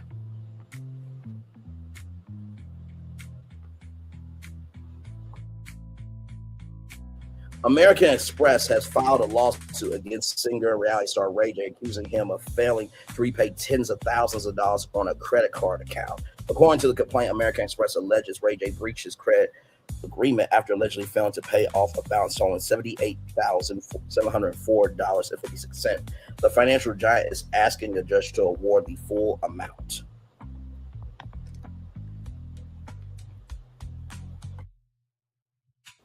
The lawsuit also names Raging Cajun Corporate business. The filing claims is connected to Ray J. However, the report notes it's unclear exactly how the company is tied to the entertainer. Sources close to Ray J told TMZ that the singer plans to pay off the debt, though it's not known when that payment might happen.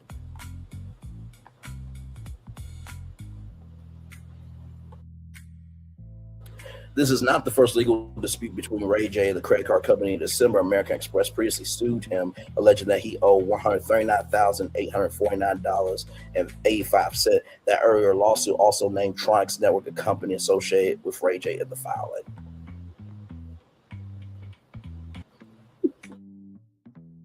I think that comment sums it up best. I just need him to go away, heal, and rest. Please, sir, for the love of God. You're live with Frank, sir. I just got this for you. Because, bro, you calling Kim K and Kris Jenner this, that, and the third, fake blood coming out of your eyes. Sonya, get your fucking nuisance of a son off of social media. Good damn. Shit. Brandy, if you need a new brother, I'll gladly be your new brother because I don't know how you put up with that piece of shit bastard. That should have been swallowed by y'all mother Sonya. Moving on. I just can't. You're on DV Princess Love. You're going to try to delete a family member on Twitch live stream, and then your ass got mad about being rejected by a grown-ass man in his slumber party. Are you serious? Oh, my God. Let's roll on.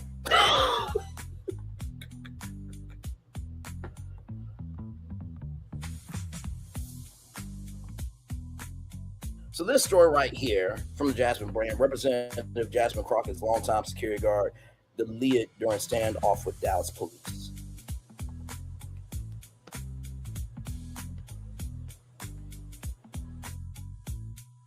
A man reportedly identified as a longtime security guard for Texas Congressman Jasmine Crockett was piled and deleted Thursday morning following a tense standoff with Dallas police. According to Fox 26 Houston, authorities say the incident began after officers attempted to locate the man in connection with an outstanding warrant for allegedly impersonating a peace officer. Peace officer or police officer? Okay, let's roll on.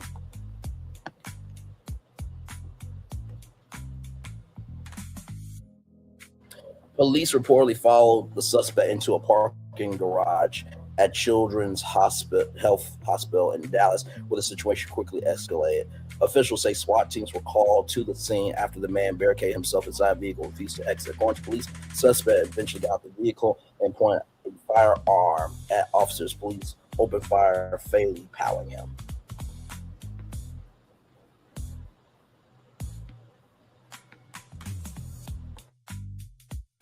Authorities have not publicly released the man's identity. Now the identity has been released. I think this comment says it best. If they can't get to you, they'll get to those around you. And, you know, it's a fucking damn shame. Now, I know that, you know, the officer has a criminal past, but like I said, George Floyd also had a criminal past, but he did not deserve to have his life ended the way he had his life ended. Everybody's got a past, including myself. Like, really?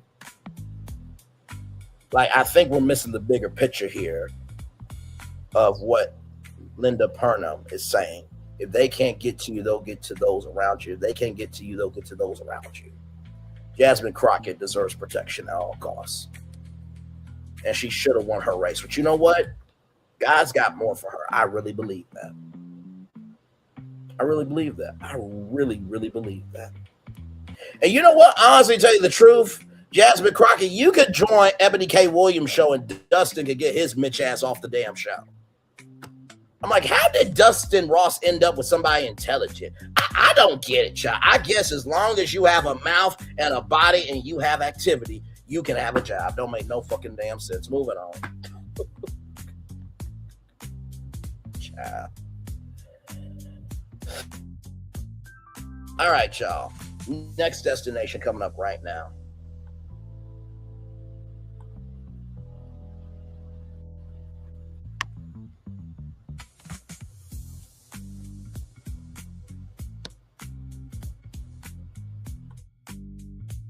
So this comes to us from TMZ. Live Nation lawsuit. Employees brag about ripping off stupid customers. That's what they're saying. I know.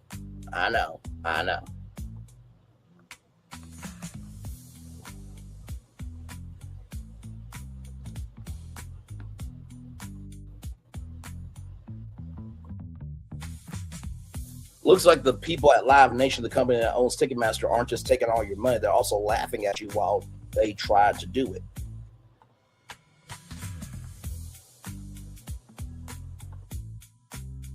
Two Live Nation employees were caught bragging about hiking up fees in a series of Slack messages, according to newly released court documents from the company's federal antitrust trial. In one exchange, then regional ticketing directors Ben Baker and Jeff Weinhold were gloating about spiking parking fees, joking about charging $50 to park in the grass and $60 for closer grass.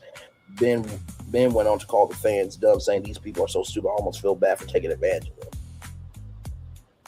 Now, if nobody goes to these Live Nation concerts and events this summer, then you know that what that means, right? Then, you know, revenue dries up.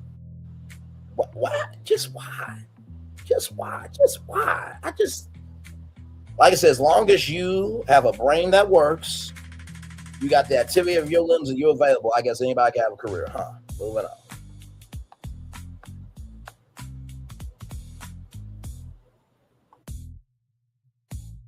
He even fully celebrated the price gouging, robbing them blind, baby. That's how we do it. But get this, Ben is currently in a more executive position, serving as the head ticking for Live Nation's 150 amphitheaters. And you do realize what this means because Ben said this. Now it affects those amphitheaters. But people don't go to those amphitheaters. It's not to hurt their local community, but it's to hurt Live Nation. When you understand the web, you'll give a fuck about not destroying the web, right?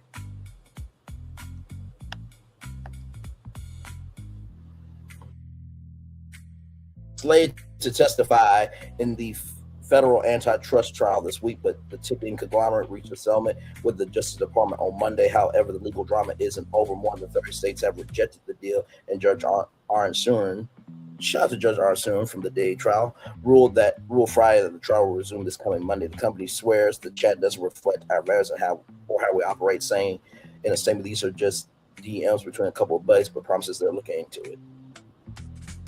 No. Those were not just DMs between a couple of buddies. They said what the fuck they said, and y'all need to give a fuck about that because that's gonna ruin y'all bottom line. Let's continue. Now, we all love some Mariah Carey. I lost a part of me, a baby, to believe we belong together. Y'all know her. But this moment right here was so funny. I actually have the clip. We'll watch that here in a little bit, but check this out.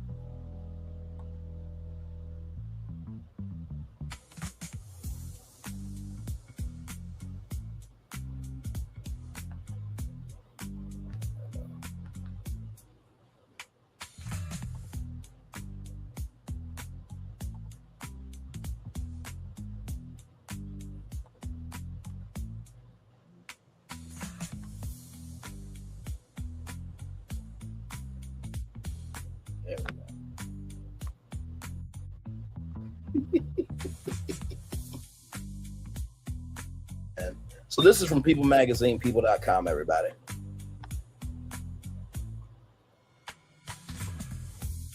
Mariah Carey adorably crashes 14-year-old son's Moroccan's Twitch stream again. Oh my God, these damn commercials. Stop. There we go.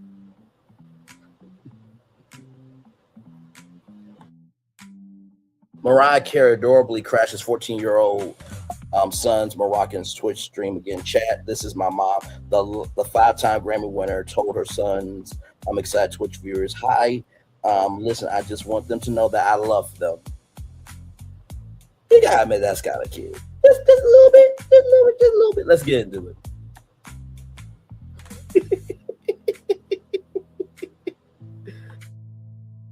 Here's what you need to know, everybody. Mariah Carey made a surprise appearance on her teen son, a Moroccan Cannon's Twitch stream on March 13th. The 5-time Grammy winner strolled into his bedroom and briefly talked to son's friends and excited viewers. Carey previously crashed son's Twitch stream in April 2025. Like a butterfly, unexpectedly fluttering into view. Very nice opening sentence there. Mariah Carey made another surprise appearance on her 14-year-old son's Twitch stream during Moroccan Cannon's March 13th Twitch live stream, on which he played games with friends and talked to viewers for 6 hours. Come on, 6 hours. Very well done. Listen, that's not easy to do live, child. It's not. I do about at least an hour to 2 hours live. 2 hours and 30 minutes max. For his 56-year-old mom.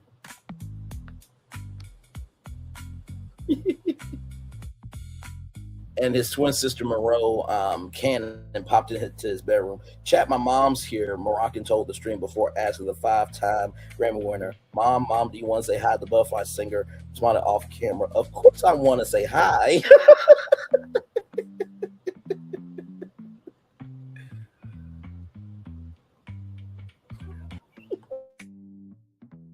Moroccan warned, I'm on a stream in front of all these people. His brother replied, yes, should I be concerned?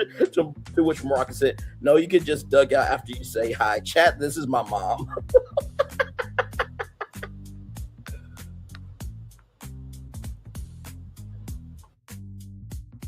Then Carrie popped into view around the 24-minute and 44-second mark of the stream.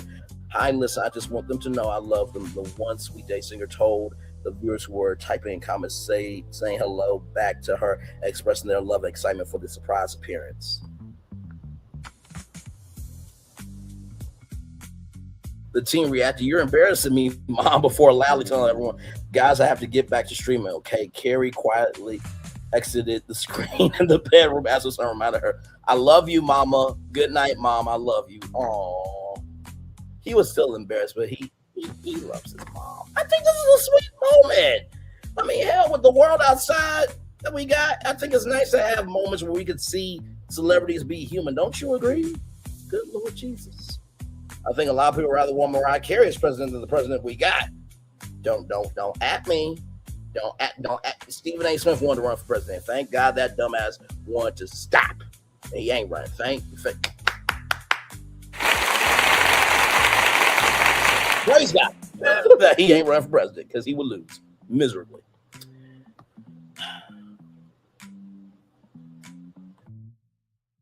Carrie previously crashed her then 13-year-old son Twitch stream in April 2025 with a seemingly embarrassed Moroccan, saying at the time, "Mom, they can see this." Them saying, "Hi, Mariah, I love you." Oh my God. Carrie shares twins Moroccan and Moreau with ex-husband Nick Cannon. So here is the video clip here. Give me a moment.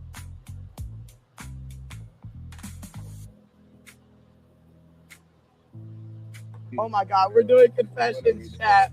Yo. Yeah, it looks great. Chat, this is my mom.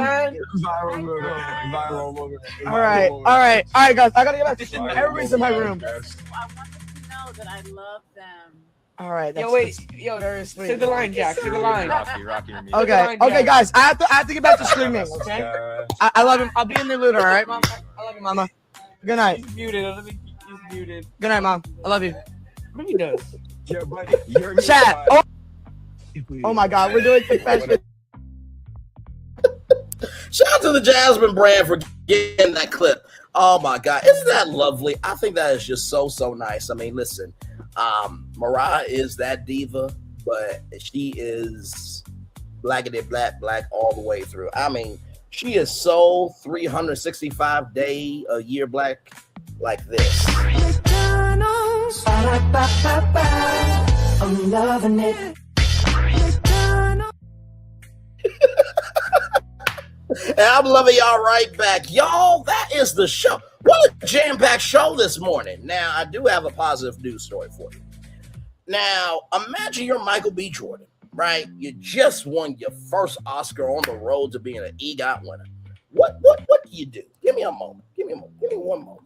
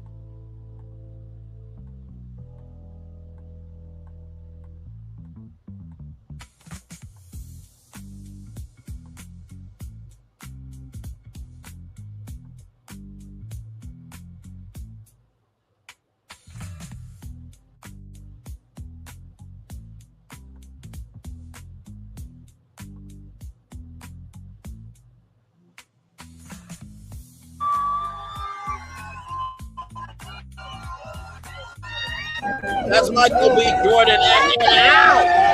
Man of the people. Very well done. Very well done.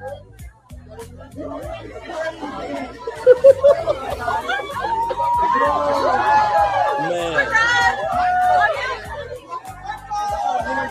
That is amazing. Absolutely amazing.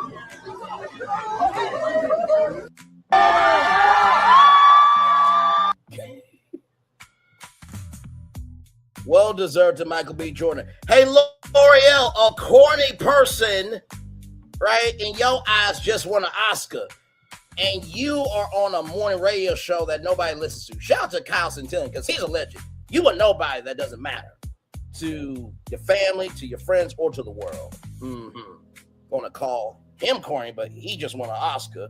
Got flamed by Stacey Abrams. And what the fuck does your bitch ass do in the world? Not shit that matters. Child, we're gonna take a commercial break. And we'll be back right after this. We are live on tour. Like, comment, share, subscribe. I'm going to turn on my camera. We done the whole show over an hour. Yes, we have. We'll be back right after this, y'all. We are live on tour. Like, comment, share, subscribe. We'll be back right after this roll.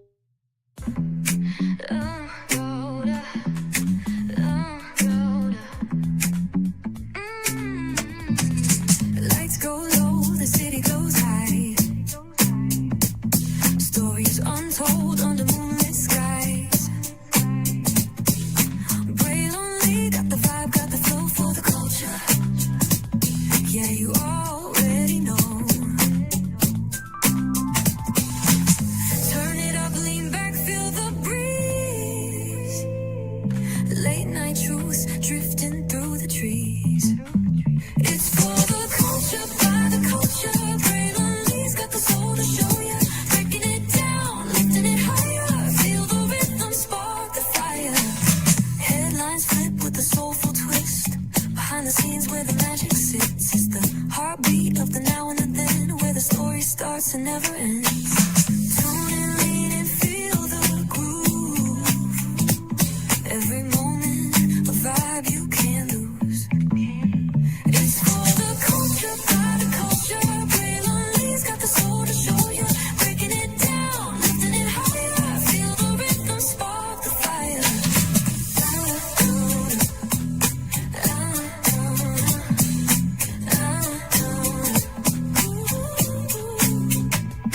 Hear the whispers in the city's hum.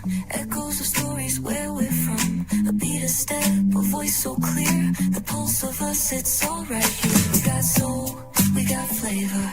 Every moment is a savior. Every experience is an overcomer. Turn it up, feel the glow, let the rhythm flow. Spotlight shining, we in the zone. This is the place where the culture's grown. Stories untold, now they're coming alive. Braylon Lee got the vibe tonight. One thing to know and two things for sure. Higher is waiting and lower is available. But either way, we gotta go on tour. It's Braylon Lee's virtual tour, where the culture makes its move. Feel the love, feel the truth. This is us, this is you. From the unknown, the unembraced and more. This show, this brand, and the possibilities of what can be is all here for you. I'm just a kid from the rock, trying to be a rock for people, trying to make it best they can to become. Being moved as a creator of power to lift up all of us, not just a selective few. For the culture, by the culture, here we be. Braylon Lee, bringing life to your screen. Feel the soul, feel the truth. We're free, trust and believe. It's entertainment, news done away with. Braylon Lee, spotlight sharp like a diamond shine. We see the stars, but the stories align.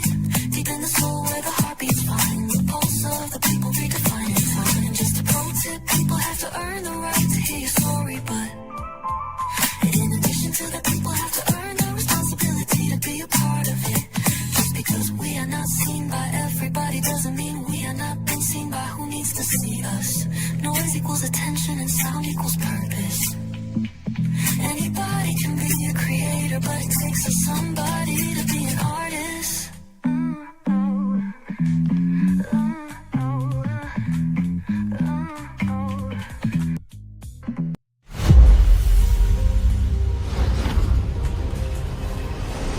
Beyond this gate, find gardens green and epic worlds to fill your dreams.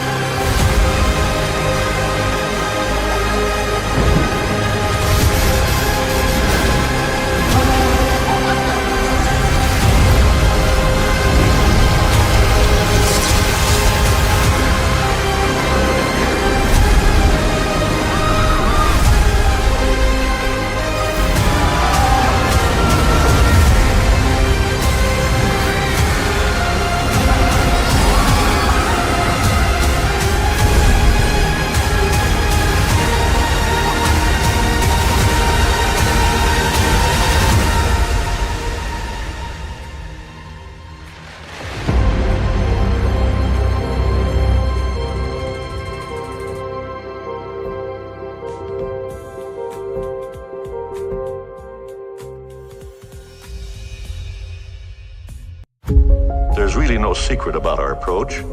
We keep moving forward. With the hope that it will be a source of joy and inspiration to all the world. In Disney's 102-year history, there have been many defining moments and countless achievements. Today, we celebrate another thrilling moment, the creation of a spectacular new Disney theme park resort coming to Abu Dhabi.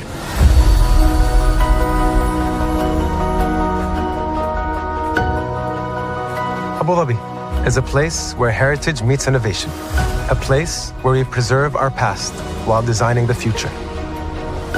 Bringing a Disney theme park resort to Yas Island, Abu Dhabi marks a historic milestone in our journey as a global family destination. The 7th Disney theme park resort destination represents a new frontier in theme park ambitions. Our resort in Abu Dhabi will be the most advanced and interactive destination in our entire portfolio. The location of our park is incredibly unique. It's anchored by a beautiful waterfront, which will allow us to tell our stories in completely new ways. Ultimately, this project will be a celebration of what's possible when creativity and progress come together. What we are creating with Disney in Abu Dhabi is a whole new world of imagination, an experience that will inspire generations across the region and the world. This collaboration represents a powerful fusion of Disney's unmatched legacy in storytelling and mirrors commitment to bringing world-class entertainment to our guests. Abu Dhabi's vision for the future is to create a legacy for generations to come. Disneyland Abu Dhabi will be authentically Disney and distinctly Emirati. An oasis of extraordinary Disney entertainment at this crossroads of the world. It will bring to life our timeless characters and stories in many new ways, becoming a source of joy and inspiration for the people of this vast region to enjoy for generations to come.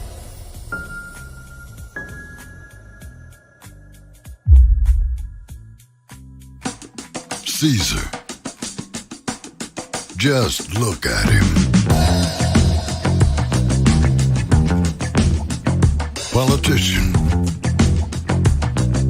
General. Author. Ruler. Man.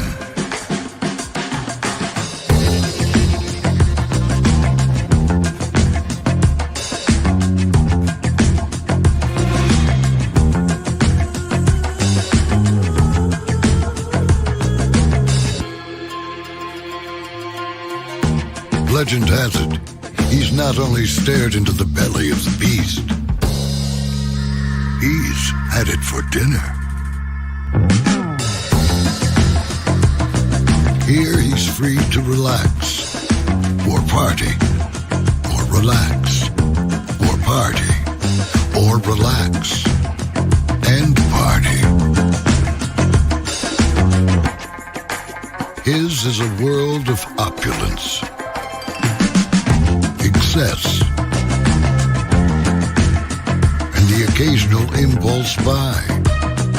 Not one to rest on his laurels, he's famous for ushering in a new age of entertainment. So, for anyone seeking a place where the sun never sets on a good time, all this awaits. I am Caesar, and I approve this palace.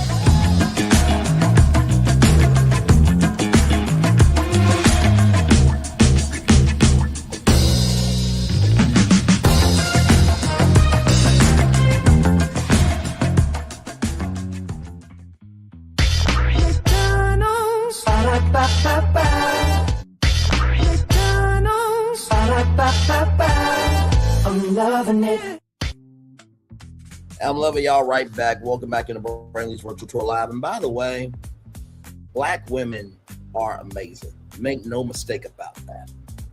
There is a clip that I want everybody to watch if you get the chance. It's with Trevor Noah. Type in Trevor Noah Black Women Daily Show. I've tried to play the whole clip, and then YouTube struck me down because it was copyright, all that shit. But he was basically saying how much he appreciates Black women. And without black women, there's no me. There's no Barack Obama. There's no Morris Chestnut. There's no Shamar Moore. There's no black men at all without black women. And guess what? Braylon Lee is still supporting the Target boycott. I showed y'all the jacket that I got that I thought was cool. I don't wear that jacket anymore. But we also have to recognize, in the same token, that when somebody's trying to do something good, we should applaud that. Sure, we can give our opinions and stuff, but we also need to recognize the totality of the whole masterpiece, not just be selective of what we want to talk about. So I support Nina Turner and I want to make sure I get the names right, child.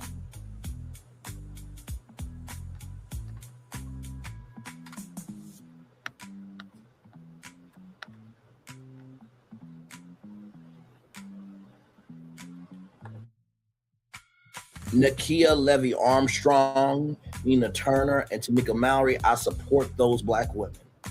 I support the boycott moving forward, and I hope that we get everything that we deserve and then some.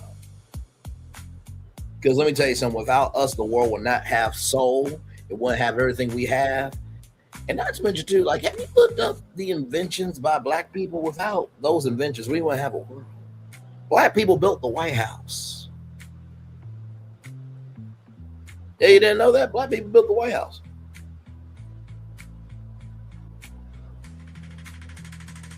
There's a reason why it was the Harlem Renaissance. We wasn't welcome into everybody else's spaces, so we made our own spaces. Yeah.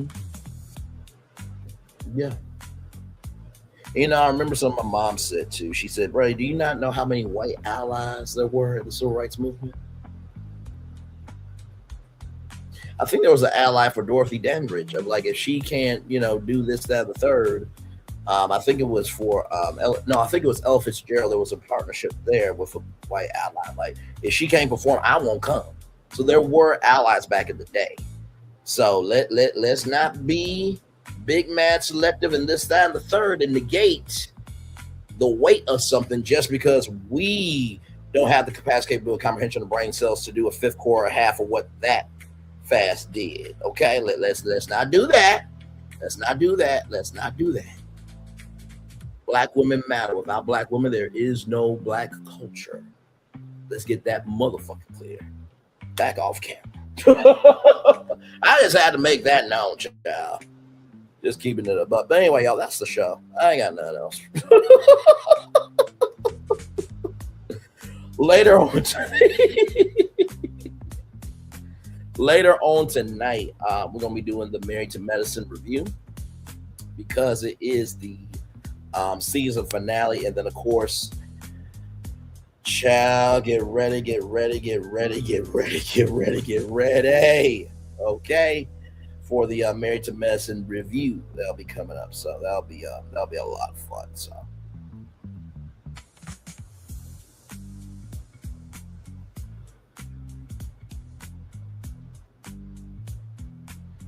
yes, indeed. So thank you to CC for being here this morning.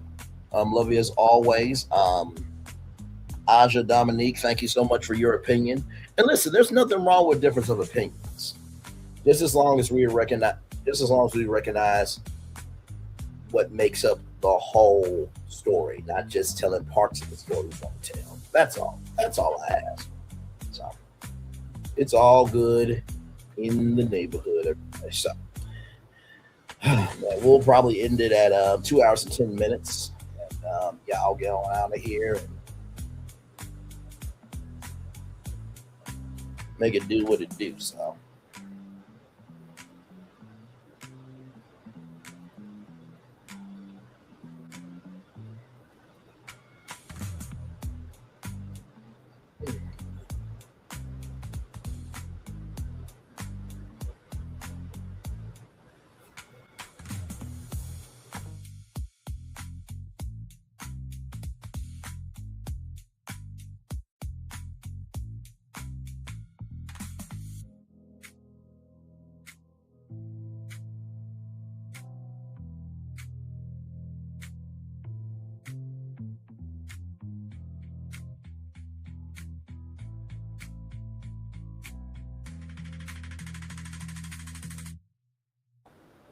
Hey, everybody. I'm still right here.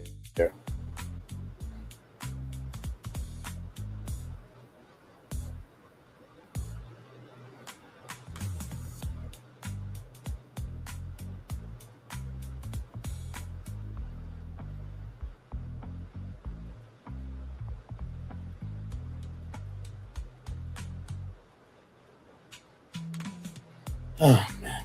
Good show today. Good show today. Good show today. Like I said, we talked about the Oscars and who won at the Oscars. Sinners won big. One thing after another, one big for Best Picture. Popeyes, there are franchise locations closing all across the country, mostly in, I think it's Louisiana, Georgia. Talked about the President Obama Library Presidential Center. We talked about Jamal Bryant and recognizing that while he did make some mistakes, the weight was felt of that fast. Okay, so listen, two things can be true. Okay, Ray J, piece of shit he is, having to owe $78,000 to American Express. Jasmine Crockett's security guard being powed. And I pray for his family and his friends and everybody that loved him, and Jasmine Crockett, her team, and everybody in between. Like I said, just because he had a criminal past doesn't mean that he deserved to be deleted from the earth. Live Nation laughing at their customer base. That is not a good move. Not a good move. Not a good move at all. Without your customers, y'all have nothing. And then, of course, Mariah Carey interrupting her summer rockin' stream. I thought that was so cute. I thought that was so cute. I mean, I would kind of do the same thing to myself. Hey, what's going on in here? Hey, what up, though? How y'all feel? Everybody good? This is the most electrifying man, all social entertainment, Braylon Lee. Dad, you're embarrassing me. Don't you got your radio show to do that on? Who are you talking to? I thought that was so cute. And then, of course, Michael B. Jordan at it out after winning his very first Oscar. EGOT winner Michael B. Jordan will be. Yes, indeed. So will Conscious TV. If you guys been on the channel, you guys can go over and listen to that Conscious TV produced track of Mary J. Blige remix, No More Drama. Oh, that is so good. So, what a good show today. Like I said, that's pretty much it for me as we get ready to wrap up here at 2 hours and 10 minutes. One love, much love, all love. I feel the love and send it right back to you. I'll see you back here at night at 6 o'clock for Married to Medicine, that after show review show. And child, we're going to have a whole lot to talk about per usual. Wow, believe me, stop. I love you all very, very much. And we're almost there. Yes, indeed. We're almost there. Oh, my God. What a show this morning, child. Woof. Man, oh, man, oh, man.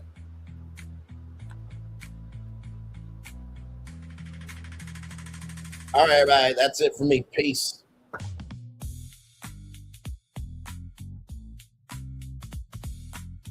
I thought I should tell you they've been talking about you. Yeah, they've been talking about you. They've been talking about the fact that they've done everything they could to stop you and everything they could to block you, but you still win. They've been talking about the fact that they have undermined your success and they have tried to sabotage your seasons, but you keep winning. They've been talking about the fact that even though they don't like each other, they get together to try to kill you, but you keep winning. They've been talking about the fact that you were voted least likely to succeed, but like cream, you keep rising to the top. They've been talking about how they tried to burn your world down, but like the phoenix, you rose from the ashes. They've been talking about you. And you know what they say? Oh, she's just lucky. He's just lucky. But no, you ain't lucky. You're anointed. You got something on you. You got favor on you. You got power on you. You were born to win. Now they can call it luck, but it's grace. They can call it luck, but it's favor. But whatever they call it, it doesn't matter, because you know what God calls you? Do you know what God calls you? A winner. I thought I should tell you they've been talking about you. Yeah, they've been talking about you. They've been talking about the fact that they've done everything they could to stop you and everything they could to block you, but you still win. They've been talking about the fact that they have undermined your success and they have tried to sabotage your seasons, but you keep winning. They've been talking about the fact that even though they don't like each other, they get together to try to kill you, but you keep winning. They've been talking about the fact that you were voted least likely to succeed, but like cream, you keep rising to the top. They've been talking about how they tried to burn your world down, but like the phoenix, you rose from the ashes. They've been talking about you. And you know what they say? Oh, she's just lucky. He's just lucky. But no, you ain't lucky. You're anointed. You got something on you. You got favor on you. You got power on you. You were born to win. Now they can call it luck, but it's grace. They can call it luck, but it's favor. But whatever they call it, it doesn't matter, because you know what God calls you? Do you know what God calls you? A winner.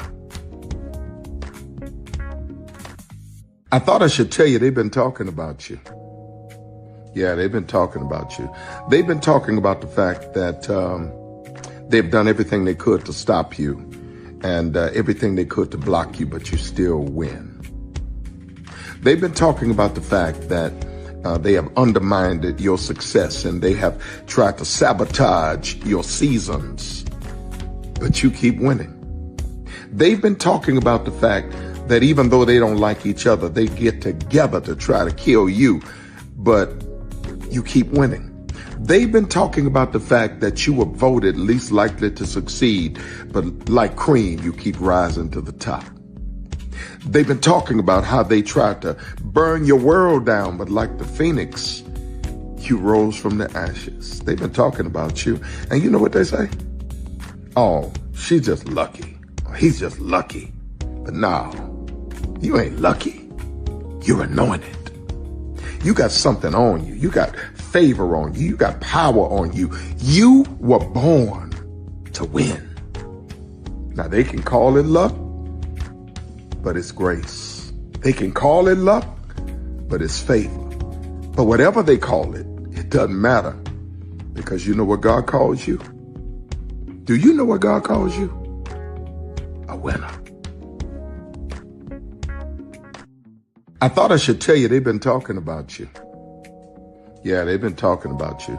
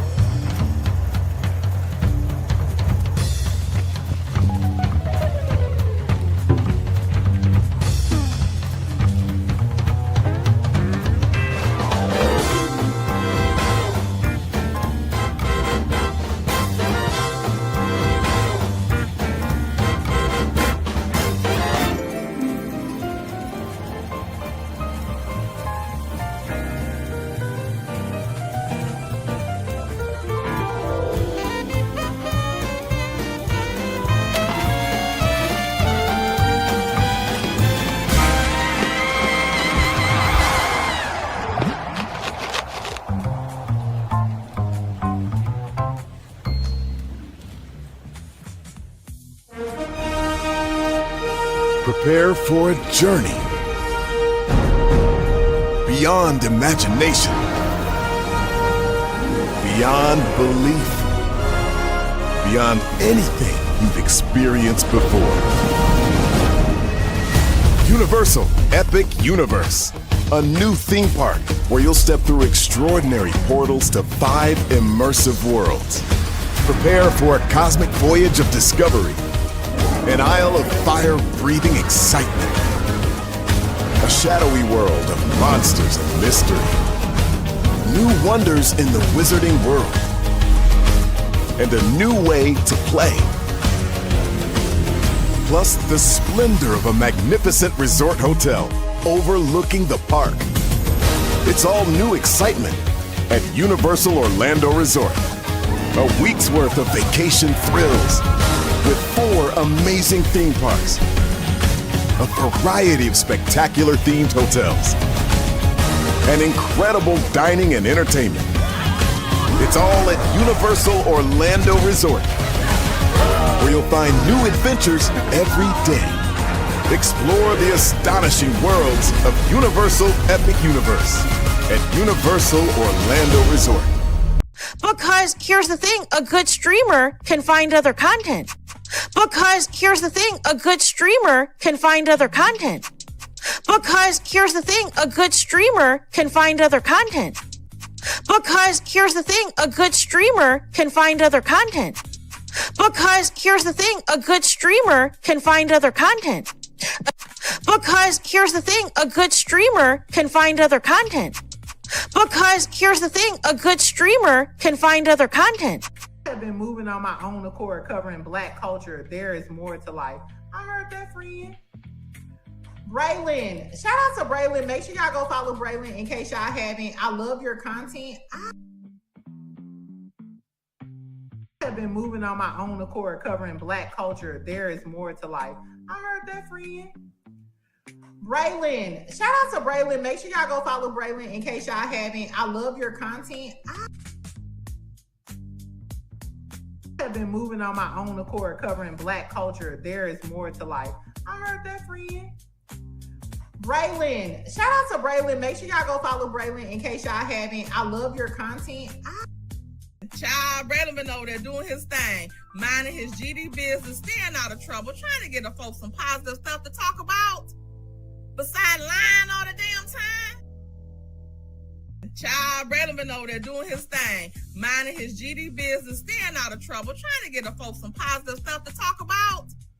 Besides lying all the damn time. Child, Braylon been over there doing his thing, minding his GD business, staying out of trouble, trying to get the folks some positive stuff to talk about. Besides lying all the damn time. Child, Braylon been over there doing his thing, minding his GD business, staying out of trouble, trying to get the folks some positive stuff to talk about. Besides lying all the damn time. Child, Braylon been over there doing his thing, minding his GD business, staying out of trouble, trying to get the folks some positive stuff to talk about. Besides lying all the damn time. Child, Braylon been over there doing his thing, minding his GD business, staying out of trouble, trying to get the folks some positive stuff to talk about. Besides lying all the damn time. Child, Braylon been over there doing his thing, minding his GD business, staying out of trouble, trying to get the folks some positive stuff to talk about. Besides lying all the damn time. Child, Braylon been over there doing his thing, minding his GD business, staying out of trouble, trying to get the folks some positive stuff to talk about. Besides lying all the damn time.